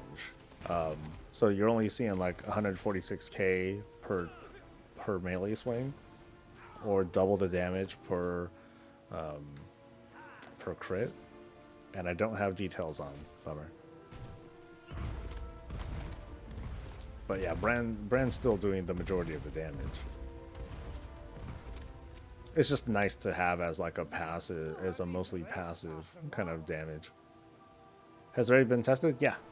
They've been doing testing. I just don't do raid testing though.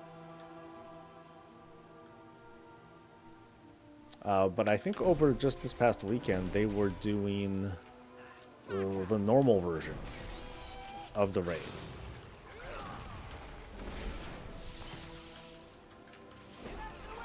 Go grenades! There's no way this goes live, but I'm probably going to go for the footballs. But, you know, I might go for the grenades anyway. Just because they're... If they keep this proc, but they just lower the damage, that might work too. But this is also visually messy. It's a lot of clutter on my screen. Even though it's kind of cool. It's kind of a cool effect. And then I just kind of add to the rotation, add to the party by tagging more dudes. So now all those things will hopefully bounce over and slap the ads. And from what I saw in details, it does quite a bit of damage too.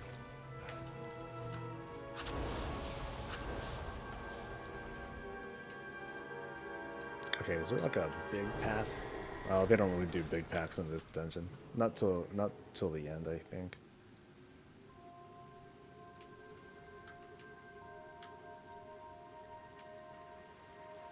So let's these two will do. Come on, grenades.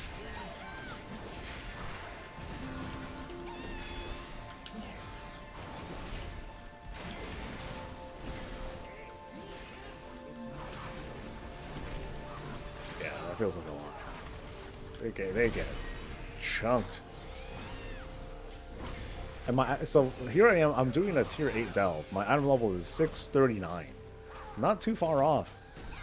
Yeah, not too far off from the current shit. 631 is my current item level. So yeah, that's not bad. Not bad at all. All right, let me switch back to the main dude and see if there's any hope for him. Like, I guess I don't need that character, but I've been doing most of the progression on him, so I kind of want to keep track.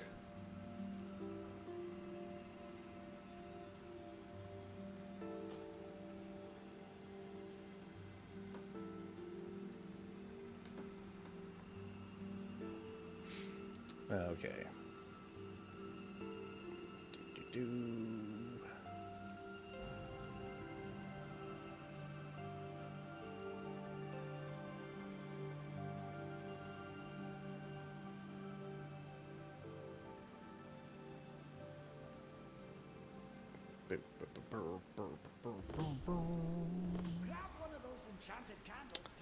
I want to leave. Freedom! Yay! He's escaped. Nice. Alright. So some cool findings from this build so far. Especially with the testing of these powers. Some of these are cool, others are like still busted. I was saying earlier that some predictions are saying the patch can come out starting at the 11th, but up to the 25th. I'm leaning towards the 25th. I feel like it's less likely to come out on the 11th because that's only like that's less than 3 weeks from now. That doesn't feel like enough time, but they can. But I think they have the flexibility of being like, you know what, let's do it on the 25th. Well, I'd say the 18th. 18th minimum, because that's when Plunderstorm, because Plunderstorm ends on the 17th. So it can end there and then start. Oh, here, let me pull up the bigger calendar.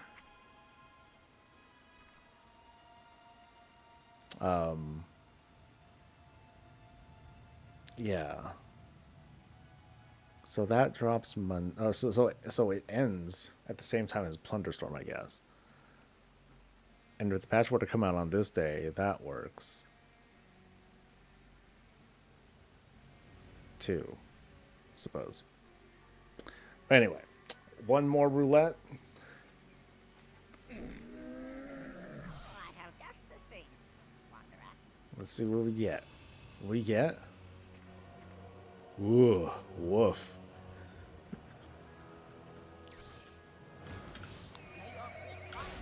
So what are we sporting here? Okay, I don't want to be a.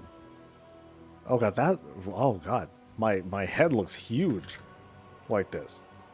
Look how tall that is relative to the, yeah. That's a huge, huge helmet. Anyway, what do we got? We got this is our lore shield. We got, oh goodness. Something, was that from I don't think that's from Sanctum of Domination, is it? Gaze Piercer. Oh, I think it is from Sanctum. Yeah, I kind of remember that. And then this is like news, and then this is what's the tabard? I think that the tabard is a Halifal thing, or that's the chest. Actually, you know, I like this shoulder plate. This shoulder plate's very normal looking. What's this from? Crimson Cartographer's Shoulder Guards. I think this is a new thing. I think this is from War Within. I know that's... I'm pretty sure the belt is from Pandaria? Gilded Nightborn Wasteplate. Nope, that is clearly a Legion thing. I know the pants are from BFA, that's for sure. That's the leveling / dungeon set. But I don't remember the feats. Anyway. 25th may be early given how much stuff seems to be missing, but that also may be wishful thinking. Now, I don't think it's going to go more than 10 weeks. 10 weeks is kind of a lot. That I still get my plunder from Plunderstorm, I'm still working on it. You know, I still want to get another 50,000 Nerd Geek because I want to go for the 250,000 achievement because you get a title for it. I'm at 200,000 right now, so it's not going to take me too long to get. I really should, if nothing else, I should at least do the daily stuff and then maybe a couple more rounds, and then I'll eventually get it, or just sit down and just grind it out really hard. I don't think, yeah, it probably won't take me too long. But anyway, I am heading out for the day. There's going to be quite a bit to talk about on the, on PTR stuff, some other reactions for the Saturday video. So I hope to see you there. And otherwise, off I go. You guys have a great rest of your day. I'll see you guys for the next thing. And until then, stay safe, stay healthy, and as always, stay breezy.